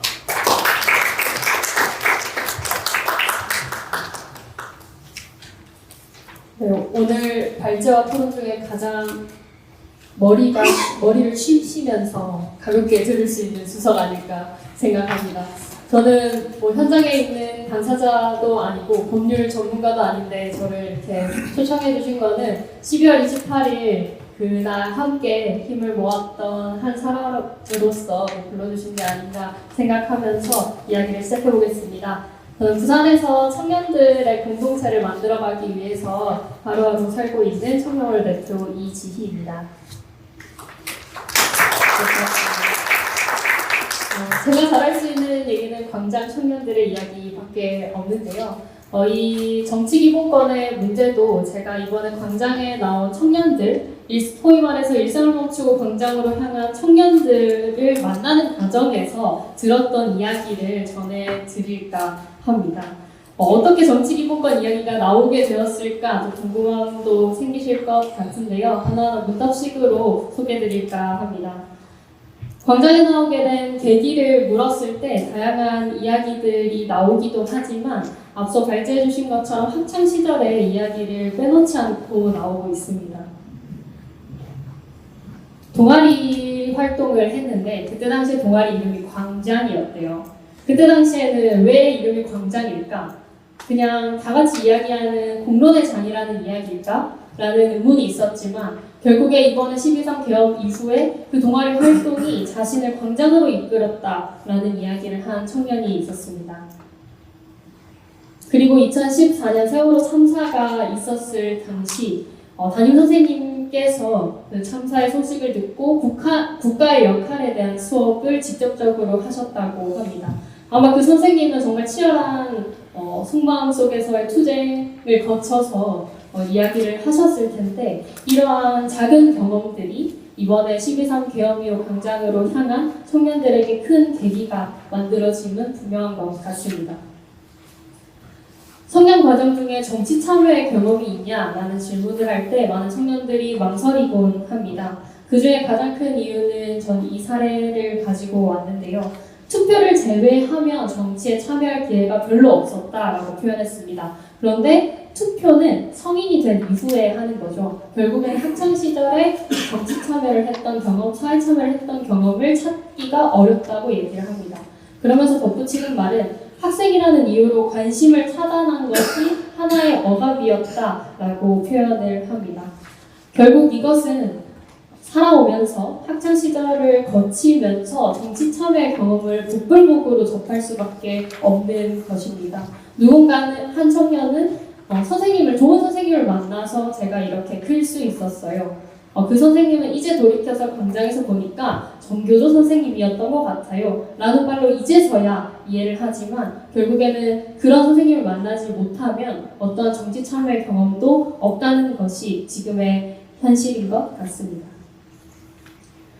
12월 3일 계엄군을 보고 어떤 생각이 들었냐는 질문에 무서웠다, 영화 같았다 라는 질문을 넘어서 조금 신기한, 특이한 답변들이 오곤 했습니다. 하나는 자유발언에 대한 이야기를 한 청년이 있었어요. 그러면서 자신의 군 복무 생활을 떠올리면서 이야기를 했는데요. 그때 당시에 많은 부모 세대님께서 자유발언으로 군 복무에 대한 이야기들을 막 하곤 했습니다.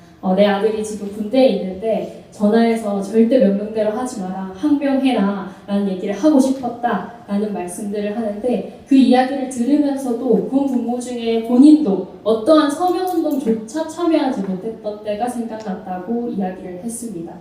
지금은 군 복무 기간이 줄어서 18개월뿐이 복무하지 않는데 그 순간에도 왜 내 생각을 표현할 수 없지? 라는 의문이 가득했다고 하는데요. 그 이후에 한 청년은 자기의 일상 속에서 공무원의 정치 기본권이 없다는 사례로 구청 여권 발급했던 시기를 얘기하더라고요. 결국에는 갔는데 막말 금지라는 스티커 저도 봤던 것 같아요. 정확한 표현은 막말 금지는 아니죠. 네. 그 공무원으로 스티커가 붙여져 있어서 본인은 광장을 경험한 청년이니만큼 너무 멋있다라고 생각을 했는데 그 다음에 민원인이 정치적인 활동을 한다고 소란을 피우기 시작했다는 이야기였습니다. 공무원이 자신의 권리를 지키는 행동에 정치적 중립이라고 말하면서 항의하는 모습이 정말 어이없었다 이야기를 했는데요.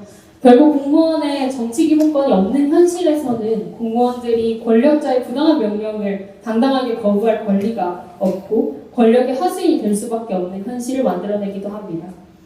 결국 이것은 권력자들에 의한 행정을 하게 만드는 것이고 국민들에게 피해가 돌아오는 상황을 초래하기도 한다는 것을 청년 세대들은 자신들의 일상에서부터 경험을 하고 있었습니다. 집회에 나오는데 무섭지 않았냐? 라는 질문에 자신의 신분을 이야기한 청년 2명의 이야기를 소개해볼까 합니다. 한 청년은 정말 열심히 여성운동을 한다고 하는 청년인데요. 자신이 기간제 교사를 하고 있다고 이야기합니다.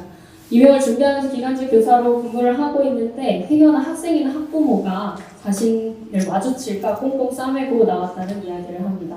그러면서도 정규직 깃발 보면 안심이 된다고는 했지만 집회가 처음이라 무섭기보다 제 정치적 성향이 들킬까봐 무서웠다라고 이야기하는 청년이었습니다. 또 공무원인 청년은 집회에 혼자 갔는데 너무 재밌었다. 그래서 그 다음날 옆자리에 있는 동료한테 썰을 풀었다고 합니다. 그런데 동료가 쉬쉬 조용히 해라 라고 했던 순간이 충격적이었다고 했어요. 그리고 그 이후부터 집회에 나가는 것이 정말 두려웠다고, 그래서 집회를 못 나가는 순간도 많았다고 합니다. 계엄군은 총과 칼이 아니라 정치적 중립의 두려움을 느끼는 자신의 존재가 싫었다라고 표현하는 청년들입니다. 12.3 계엄에 누구나 분노하는 것들이 이 대한민국의 청년들이었을 텐데 분노에 행동하는 것조차 자신의 신분을 숨겨야 하는 현실에 현타가 왔다라고 표현하는 청년들입니다. 정치적 중립이라고 하는 단어는 청년들에게 북불복의 학창 시절을 안겨주기도 하고 자신의 직업에 대한 고민을 낳기도 하고 공무원 혹은 교사를 준비하다 진로를 포기하기도 하고 결국 이것은 성장 과정에서의 정치 혐오를 생산해내기도 합니다. 명확하게 수치로도 잘 드러나와 있는데요. 안정적인 직업을 원하는 청년들의 취업 희망 1순위를 다투던 교사와 공무원, 저도 어릴 적에 많은 친구들이 선생님이나 공무원을 꿈꿨던 기억이 납니다. 근데 이제는 최저임금 수준의 초입 월급에 많은 업무량과 악성 민원, 그것을 시달리는 것을 넘어서 정치적 자유와 표현의 자유조차 없는 이 숨막히는 업무 환경, 관리 조직의 현실에서 2023년도에만 1만 3천여 명의 청년들이 공직을 떠났습니다. 실제 광장에 나온 청년들 중에서도 아마 얼굴 보시면 여러분들 아실 수도 있는데요. 행진 사회를 열심히 보던 청년은 국회직 공무원을 꿈꾸고 있었습니다. 광장이 끝나고 그 국회직 공무원의 꿈을 깔끔하게 접었던 사례도 있습니다. 자신이 거기 들어가면 중립을 절대 지킬 수 없다라고 하는 확고한 인식이 딱 생겨버린 거죠. 결국에는 공직사회의 정치적 자유와 표현의 자유가 보장되어야 청년들도 교사, 공무원을 자신의 미래로 자유롭게 결정할 수 있을 것이라 생각이 듭니다. 정치 기본권의 용어가 이토록 청년 세대에게 우리 사회에게 미치는 영향이 많은데 결국 정치적 중립은 이렇게 정치적 판결을 하는 이들에게나 필요한 것이 아닐까 생각이 됩니다. 기득권들에게 가장 필요한 것임에도 불구하고 국민과 공무원, 교사의 입마동을 위한 수단으로 정치적 중립이라는 단어가 쓰이고 있는 것이 아닐까 생각해 봅니다. 공무원과 교사의 정치 기본권 없는 것은 청년 세대의 문제를 낳았고 그것이 청년 문제가 되었다고 생각합니다. 그래서 정치 기본권 문제는 청년의 삶과 결합이 되어 있다고 생각하는데요. 정치 기본권을 쟁취할 때 이 청년들의 문제도 공직사회에서 제일 고생하는 청년 공무원들의 이직률도 낮추고 권력의 하수인이 아니라 국민의 행정을 하고 민주시민을 길러내는 교육자로서 활동을 할 수 있을 것이라 생각이 됩니다. 지난 겨울 빛의 혁명을 통해 정치적 힘을 가진 청년들이 떠오르게 되었습니다. 이제는 이들이 앞서 말한 정치적 판결을 하는 정말 정치적 중립이 필요로 한 기득권 세대들을 감시하고 통제하면서 이제는 공무원들과 교사에게 정치 기본권이 획득이 되었을 때 청년들의 정치 참여도 자연스럽게 높아질 것이라 확신합니다. 지금은 광장의 특수성이라는 것을 경험한 청년 세대이지만 이 광장이라는 특수성이 언제나 다가올 수는 없지 않습니까? 오히려 이 특수성이 없어야 하는 것이 현실인데요. 공무원과 교사의 정치 기본권이 보장된다면 공직사회 청년 공무원들의 근무 환경도 청년들의 진로 선택도 청년들의 정치 참여에도 큰 영향이 올 것이라 생각합니다. 그리고 청년들의 정치 참여 또 너무 중요하다고 이야기하는 과정에 이 정치 기본권이 공무원과 교사에게 주어진다면 청년에게도 삶을 바꾸는 정치를 안겨주는 일일 것이라 생각됩니다. 이렇게 말씀 마치겠습니다. 고맙습니다.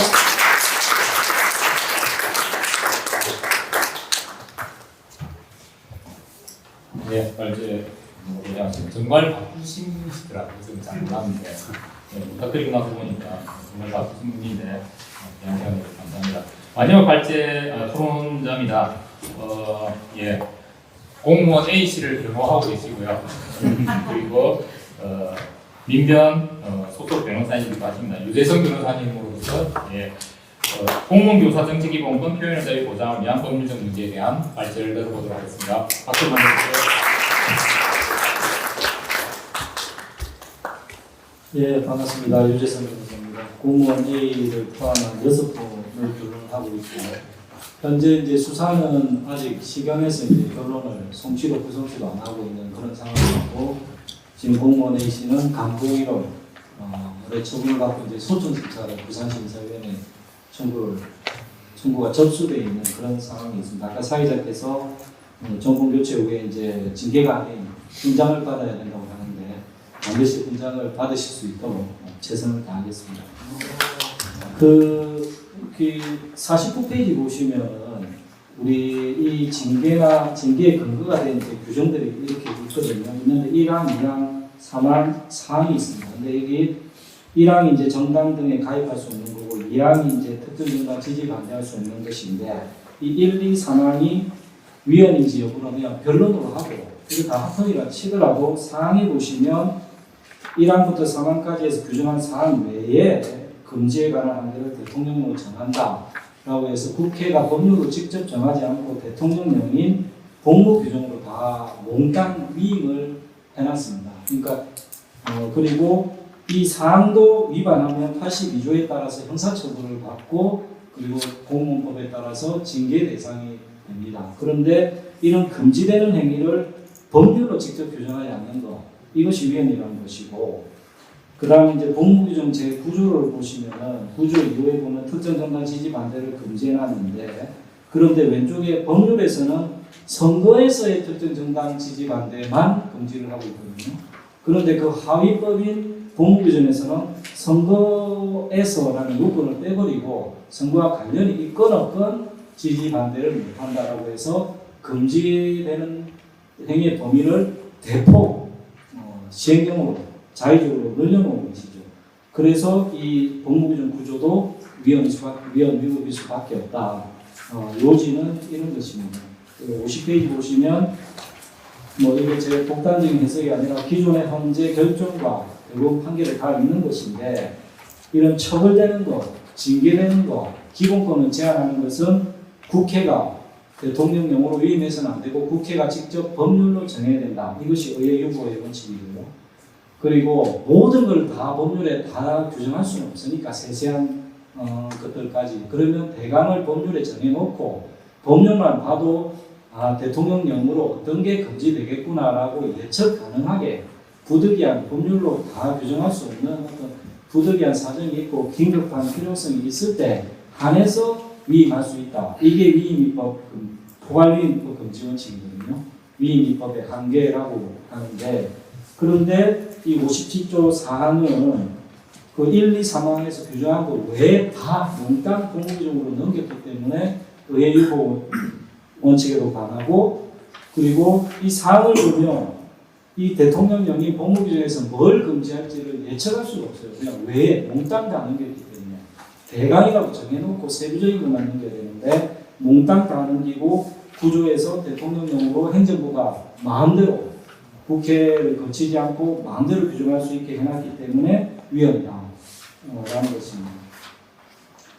그 다음에 이제 법무규정으로 보면 여기 특히 공무원법에는 선거에서 특정 정당 지지 반대만 금지하고 있는데 법무규정에는 선거에서라는 요건을 빼버리고 선거와 관련이 있건 없건 특정 정당 지지 반대를 몽땅 금지하고 있기 때문에 이것은 모법의 한계를 벗어났다. 우리가 법률 체계가 있지 않습니까? 헌법이 최고법이고 헌법, 법률, 대통령령 이렇게 가는데 법률이 정한 범위를 벗어나서 대통령령에서 처벌과 징계의 범위를 대폭 늘려버렸기 때문에 이것은 위임 입법의 한계를 일탈했기 때문에 이 대통령령은 위헌이다, 위법하다, 무효다라는 것입니다. 그러니까 공무원 A에게 적용된 지방공무원법과 공무규정은 위헌이거나 위법해서 무효이니까 적용될 수가 없고 따라서 징계가 될 수가 없다라는 것입니다. 그 다음에 이제 헌법적 가치로서는 표현의 자유를 생각해야 되는데 이게 이제 54페이지에 있는데 우리 헌재가 이제 여러 차례 강조를 합니다. 이 표현의 자유는 자유민주주의의 필수 불가결하다. 기본권 중의 기본권이다. 다른 기본권보다 우월하다. 이렇게 이야기를 하고 있고 그 다음에 국가기관이나 고위공직자에 대한 는 항상 국민의 감시와 비판의 대상이 돼야 되고 특히 국회의원은 헌법기관으로서 광범위한 권한과 책무를 지니기 때문에 그 직무활동에 대한 감시, 비판, 견제는 다른 공무원에 대한 것보다 훨씬 더 폭넓게 인정돼야 된다 라고 하고 있습니다.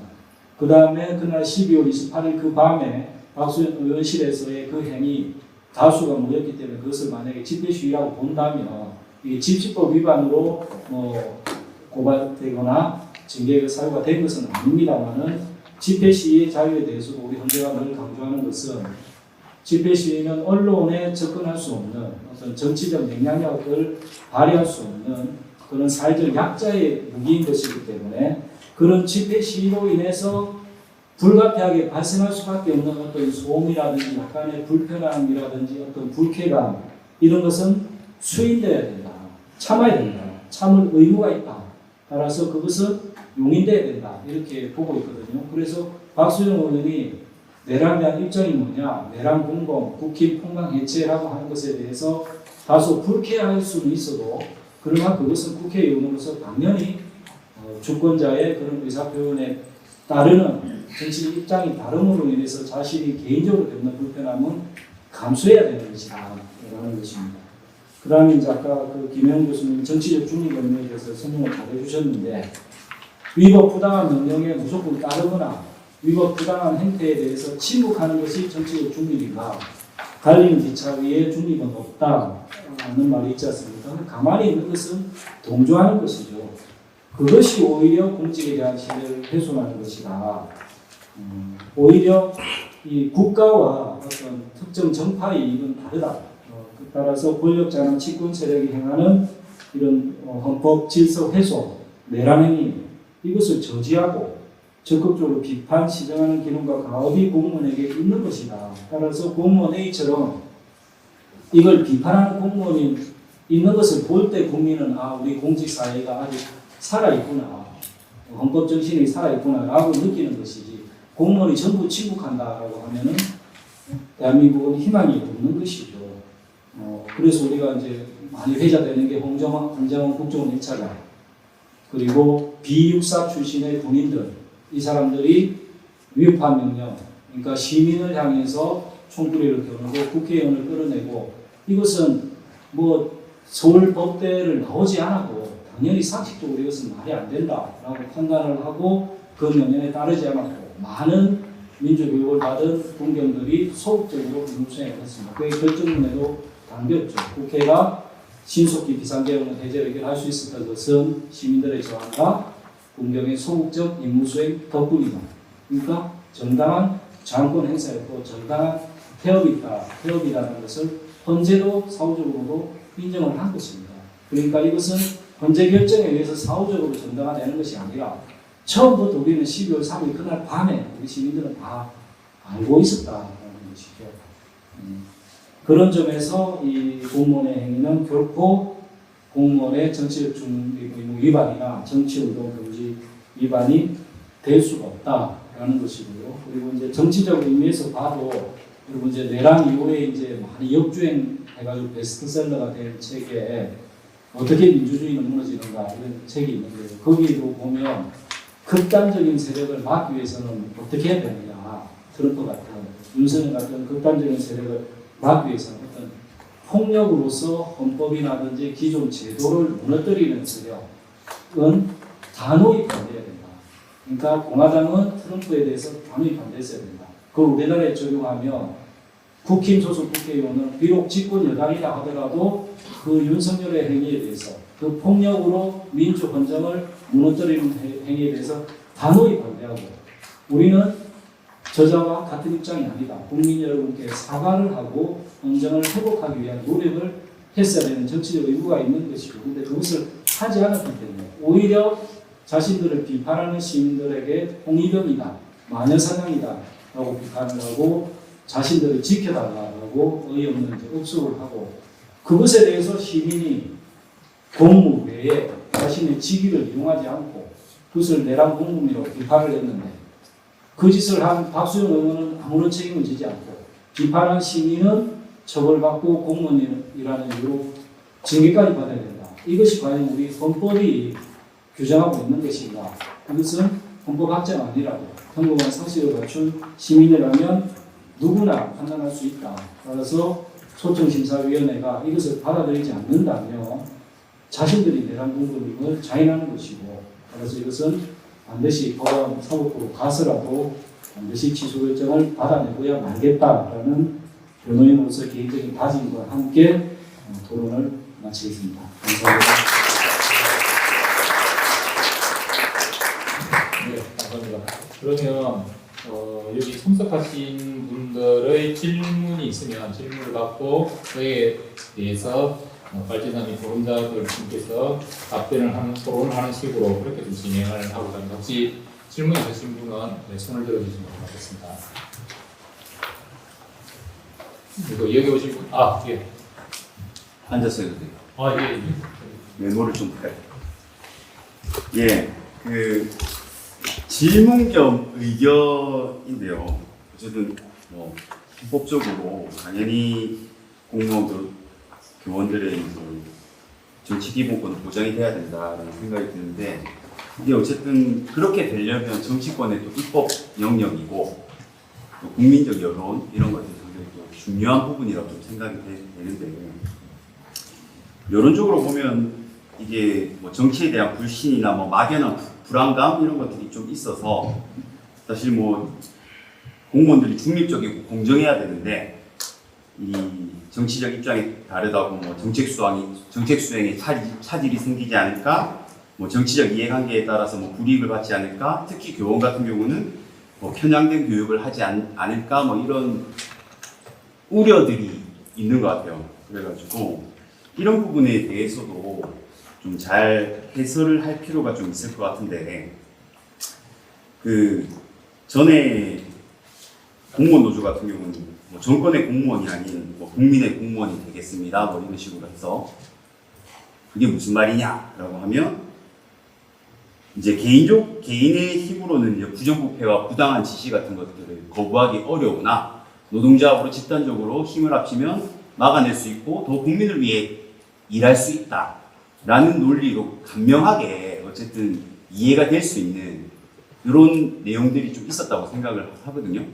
그래서 이번 이 정치 기본권 관련해서도 사실은 이런 불안감을 가지고 있는 국민들에게 좀 강력한 메시지 이런 것들이 좀 필요하지 않나 이런 생각이 좀 들고 뭐 예를 들어 뭐 지금 내란 관련해서 굉장히 좀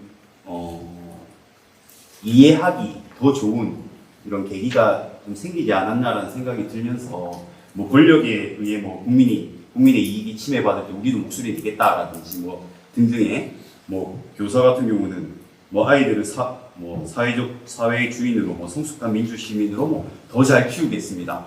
뭐 이런 등등의 어떤 메시지 있잖아요. 국민들에게 다가갈 수 있는. 그래서 그게 무슨 소리냐 할 때 뭐 한두 마디로 아까 그 공무원 노조 설립할 때 내용처럼 이게 뭐 법적으로 어려운 내용이 아니고 이러저러하니까 당연히 기본권이 되면 기본권이 보장받아야 이런 것들이 이루어질 수 있습니다라는 그런 간명한 메시지들이 좀 잘 준비되고 이야기돼야 되지 않나 이런 좀 생각으로 이야기를 좀 드려봤습니다. 이상입니다. 예. 혹시 또 다른 질문? 예. 공무원 노동자 기자분 지부장 맞춥니다. 의견하고 질문이 있는데 표현의 자유 관련해서 표현의 자유가 없으면 예, 다들 문화 발전이 이루어지지 않는다고 알고 있지 않습니까? 그리고 공직 사회도 보면 정권이 바뀔 때마다 무슨 혁신을 해라, 또 적극 행정을 해라, 뭐 특수시청해라 맨날 이렇게 하는데 이 정치적 자유기본권이 과도하게 이게 제한을 받다 보니까 공직 사회가 공무원들이 다 공천을 들고 수동적이 되어 있거든요. 그래서 이런 상황에서 뭐 혁신 적극 행정이 이런 그 분위기를 만들어야 되는데 창의적 발상도 기대하기 어렵고 이런 상황이 있고요. 그 다음에 김혜영 교수님한테 하나 여쭤보고 싶은 거는 우리 검사들이나 이번에 조희대 대법원장 같은 경우에는 직무상 정치적 중립을 얻은 게 아닌가 이렇게 생각하는데 어떤 의견이 있으신지 여쭙겠습니다. 네, 좀 질문들 모아서 답변을 드리는 거라서 혹시 또 다른 질문 이야기하시겠습니까?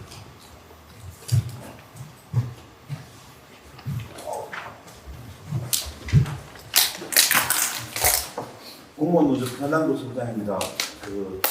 우선 두 가지를 여쭤보고 싶은데 지금 저희가 헌법 제7조에 그 공무원의 신분과 정치적 중립성은 법률로 정한다라고 하는 그 규정이 하나 있고 저희가 37조 2항에 그 국가안전보장, 공무원 질서유지, 공공복리를 하여 기본권의 법률로 제한할 수 있다. 단 그런 경우에도 본질적 침해를 할 수 없다라고 규정하고 있습니다. 근데 제가 보기에는 이 공무원의 정치적 중립성이라는 그 수도 인해 가지고 그러니까 공무원의 정치적 표현의 자유, 민주주의 사회에서 이 표현의 자유라고 하는 것들은 민주주의의 근간에 두고 있는데 이 지금 저희 공무원 같은 경우에 SNS에 좋아요라고 하는 표현조차도 안 되는 그리고 아무런 표현을 갖다 하지 못하게끔 하고 있는 것들이 이게 기본권을 제한함에 있어서의 본질적 내용을 침해하고 있는 것이 아닌가라는 것에 대해서 제가 그 교수님의 의견 하나 듣고 싶고 두 번째는 저희가 이제 저희 전임 지부장님께서 이제 이번에 그 사건과 관련해서 징계를 받고 있는데, 그러니까 이제 이거는 이제 저희 이제 법률적인 견해인데 저희가 보기에는 지방공무원법 제57조에서 정치행위를 금지하고 있고 1, 2, 3, 4항은 명확하게 해당사항이 없다고 보고 있습니다. 근데 이제 4항의 정치적 행위에 대한 그 구체적 내용은 대통령으로 정한다라고 하는 그 57조 제4항에 따라가지고 국무규정 제9조도 오인받고 있는데, 아까 그 변호사님께서 말씀하셨던 내용에 전적으로 공감을 하고 있고, 또 그러면서 추가적으로 의견을 언론한테 여쭤보고 싶은 부분이, 그러니까 지금 국무규정 제9조 제1항은 그러니까 정치적 행위랑 다음 각부의 정치적 목적을 가진 것을 말한다라고 되고 있는데, 여기서 정치적 목적이라고 하는 단어가 상당하게 의미가 있는 것이 아닌가. 그러니까 우리가 일반적으로 그러니까 1, 2, 3항에 있는 것 중에서 각부 이에 그러니까 특정 정당을 지지 반대하는 행위만 했다고 해서 그러니까 위반이 되는 것이 아니라 그러니까 법무규정 제9조 제1항의 그 법무규정인 그러니까 정치적 목적을 가지고 이루어진 행위였지만 그러니까 규제 대상이 되는 부분이고 제2항의 2항 본문에서는 그러니까 제1항의 정치적 목적을 가지고 그 제2항 각부에 행위를 하는 것을 규정하고 있습니다. 그래서 그 법무규정 제9조 제2항 본문에 따라서 봤을 때, 그러니까 저희가 그러니까 이제 크게 이제 그 유미법의 한계를 벗어났다고 하는 당연한 이제 결론도 있지만, 그러니까 기본적으로 그러니까 그 당시에 어떤 정당에 대한 그 표현이 그러니까 정치적 그 자체가 정치적 목적이 아니라 실상 그 비상계엄에 따른 그러니까 내란에 따른 어떤 비판과 그 비판에 따른 부수적 행위이기 때문에 그 구체적으로 징계요건 사실 자체를 갖다 구성하지 못하고 있는 것이 아닌가라는 생각이 듭니다. 그래서 그 부분에 대해서 변호사님의 의견을 조금 듣고 싶습니다. 네, 알겠습니다. 그러면 또 시간 관계상 질문을 더 받으면 제대로 못하는 경우가 있기 때문에 이렇게 좀 일단 첫 번째 질문하신 정치기본권과 관련 공무원 교사 정치기본과 관련한 좀 국민들의 설득할 수 있는 간명한 보호가 좀 있었으면 좋겠다. 근데 이건 최성호 정치위원장이 목소리는 없다고 싶어하시고 고민해보고 있습니다. 메시지가 필요합니다. 예, 필요하고 연구 개발을 해야 되고요. 사활을 걸어야 될 필요가 있습니다. 그런데 예, 보장하면 안 움직입니다. 예, 그래서 지금은 시기적으로 보면 시대 상황으로 보면 보장을 먼저 하면서 보완해 나갈 필요가 있다는 생각이 좀 듭니다. 그리고 전국 공무원 노동조합에 적극 건의하도록 하겠습니다. 감사합니다. 예. 그리고 두 번째 김영 교수님께 두 가지 이제 각각 다른 분들께서 하나씩 좀 질문하셨는데요. 예, 조일의 대법원 판결이 직무 관련한 정치 중립 의무 위반이지 않는가 그거 하나와 그리고 헌법 7조 그리고 37조 2항에서 공무원의 정치기본권 보장을 했으나 과도한 법률적 제한 때문에 기본권 침해가 이루어지고 있지 않나라는 질문을 하셨습니다. 여기에 대한 좀 답변 주시면 아, 예, 저 첫 번째 질문은 조희대 대법원장 재판에는 그거 말씀하시는 겁니까? 이번에 5월 1일 절차 예, 재판이 그래서 사실 이제 결국 아까 제가 말씀드린 것처럼 정치적인 게 뭐냐 하는 거잖아요. 그러면 뭐 정당 관련된 재판 다 정치적인 거죠. 실제로 그렇게 이해를 한다면은 그러면은 정치적인 게 아닌 게 없으니 모든 게 다 같이 배분에 관계되는 것이니까 다 정치적인 것이고 그럼 정치의 중립성을 이제 그런 식으로 대입을 하면은 모든 행위에 대한 중립성을 요청하는 것이어서 그래서 그것은 이제 우리 헌법이 예정치 않았던 것 같아요. 우리 헌법은 중립성을 오직 정치적만 결부에 쓰고 있거든요. 문화적, 경제적인 쓰는 것이 아니라 그럼 이 정치적인 아까 말씀드린 것처럼 구체적인 어떤 선거나 정당이나 뭐 등등 이것과 아주 결부된 것을 이제 국한해서 제한적으로 이제 해석돼야 된다고 저는 그렇게 생각하고 그리고 방금 말씀하신 그런 차원에서 본다면은 사실 이것은 정치적 중립성 이런 문제까지 갈 것이 아니라 사실은 재판 절차와 관련해서 이미 저는 보건주의법 위반했다고 생각합니다. 왜냐하면은 배당을 안 받았으면 모를까. 이 배당을 했잖아요. 배당하고 난 다음에 그러면은 그 부에서 1차적으로 심리할 수 있는 권한이 보건조직부에서 있는데 이 권한을 잠탈한 것이거든요. 그러면 배당에서 줬다가 배당받는 곳에서 쟤네들은 내하고 입장이 달라 이렇게 하면 다시 대법원장이라고 다시 전원합의체 다 내버리고 전원합의체에서 하는 게 기본적으로 원칙이긴 하지만은 그렇지만은 사전 심리할 수 있다고 되거든요. 법원조직법에는. 그럼 사전 심리하도록 줬으면은 거기서 심리할 수 있는 권한을 보장을 해야 되는데 그 보장을 안 하고 저는 합의체로 회부한 것은 그러면 실제로 법원조직법의 내용을 정탈한 거 아니냐. 그래서 구체적으로 어떤 법률자는 이걸 가지고 이야기를 하는 것이 추상적인 정치의 중립 위반 아닌가 이렇게 이야기하는 것보다는 좀 더 좋은 방향 아닌가 이런 생각이 들고요. 그리고 두 번째 좋아요 관련해서는 이런 거죠. 실제로는요. 만약에 국가기관이 어떤 홈페이지나 페이스북에 이렇게 만들어가지고 특정 정당을 예컨대 부산광역시에서 김문수 지지하는 페이스북을 만들어서 공무원들 여기에 좋아요 열심히 눌러라 이렇게 하면 안 될 거 아닙니까? 이거는 중립적 중립을 위반한 거지 않겠습니까? 사실은요. 그러면은 이런 식으로 공무원이나 교원들이 권력에 의해서 활용되는 것을 막고자 하는 것이 사실은 원래 헌법에 들어있는 정치적 중립성이 원래 의도였거든요. 실제로는. 그러면은 이것이 공적 자원이나 공적 권위들을 활용해서 선거나 정치나 정당 활동에 영향을 미치는 이런 것들인 경우에 한정해서 해석이 돼야 되는 거지. 본인이 퇴근하고 와서 일반 개인의 입장에서 페이스북에 좋아요 열심히 누르는 것 이것은 개인을 침해할 있는 것이고요. 그렇지 않습니까? 그래서 이런 것을 이제 정치적 중립성으로 단죄하는 것은 원래 헌법 정신에 어긋나는 것이다.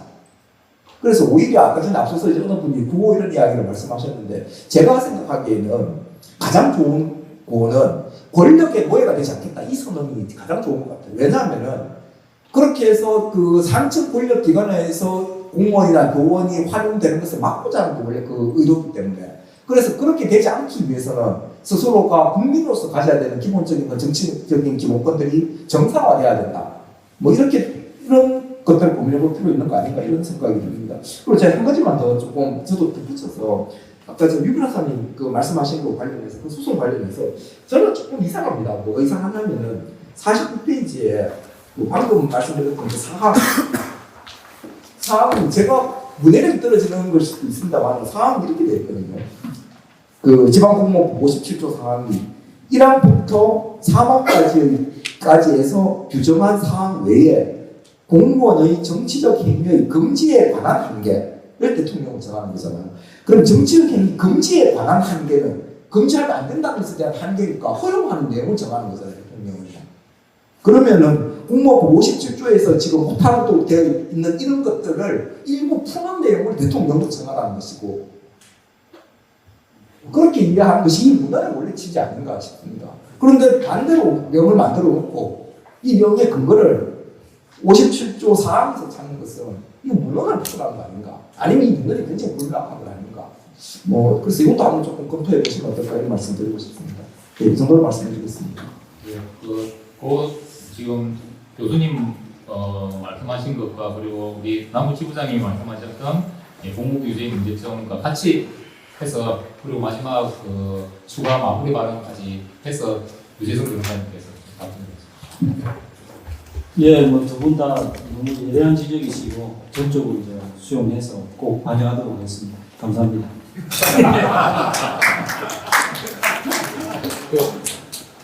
예, 마무리 발언인데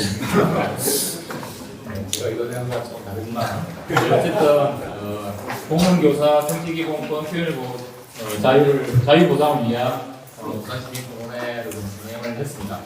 이 문제가 12.3 내란이라는 국가적 사태가 벌어지면서 그 안에서 공무원 교사들의 역할 문제가 중요하게 대두되었기 때문에 이러한 오늘 같은 토론회가 좀 진행되었다고 생각합니다.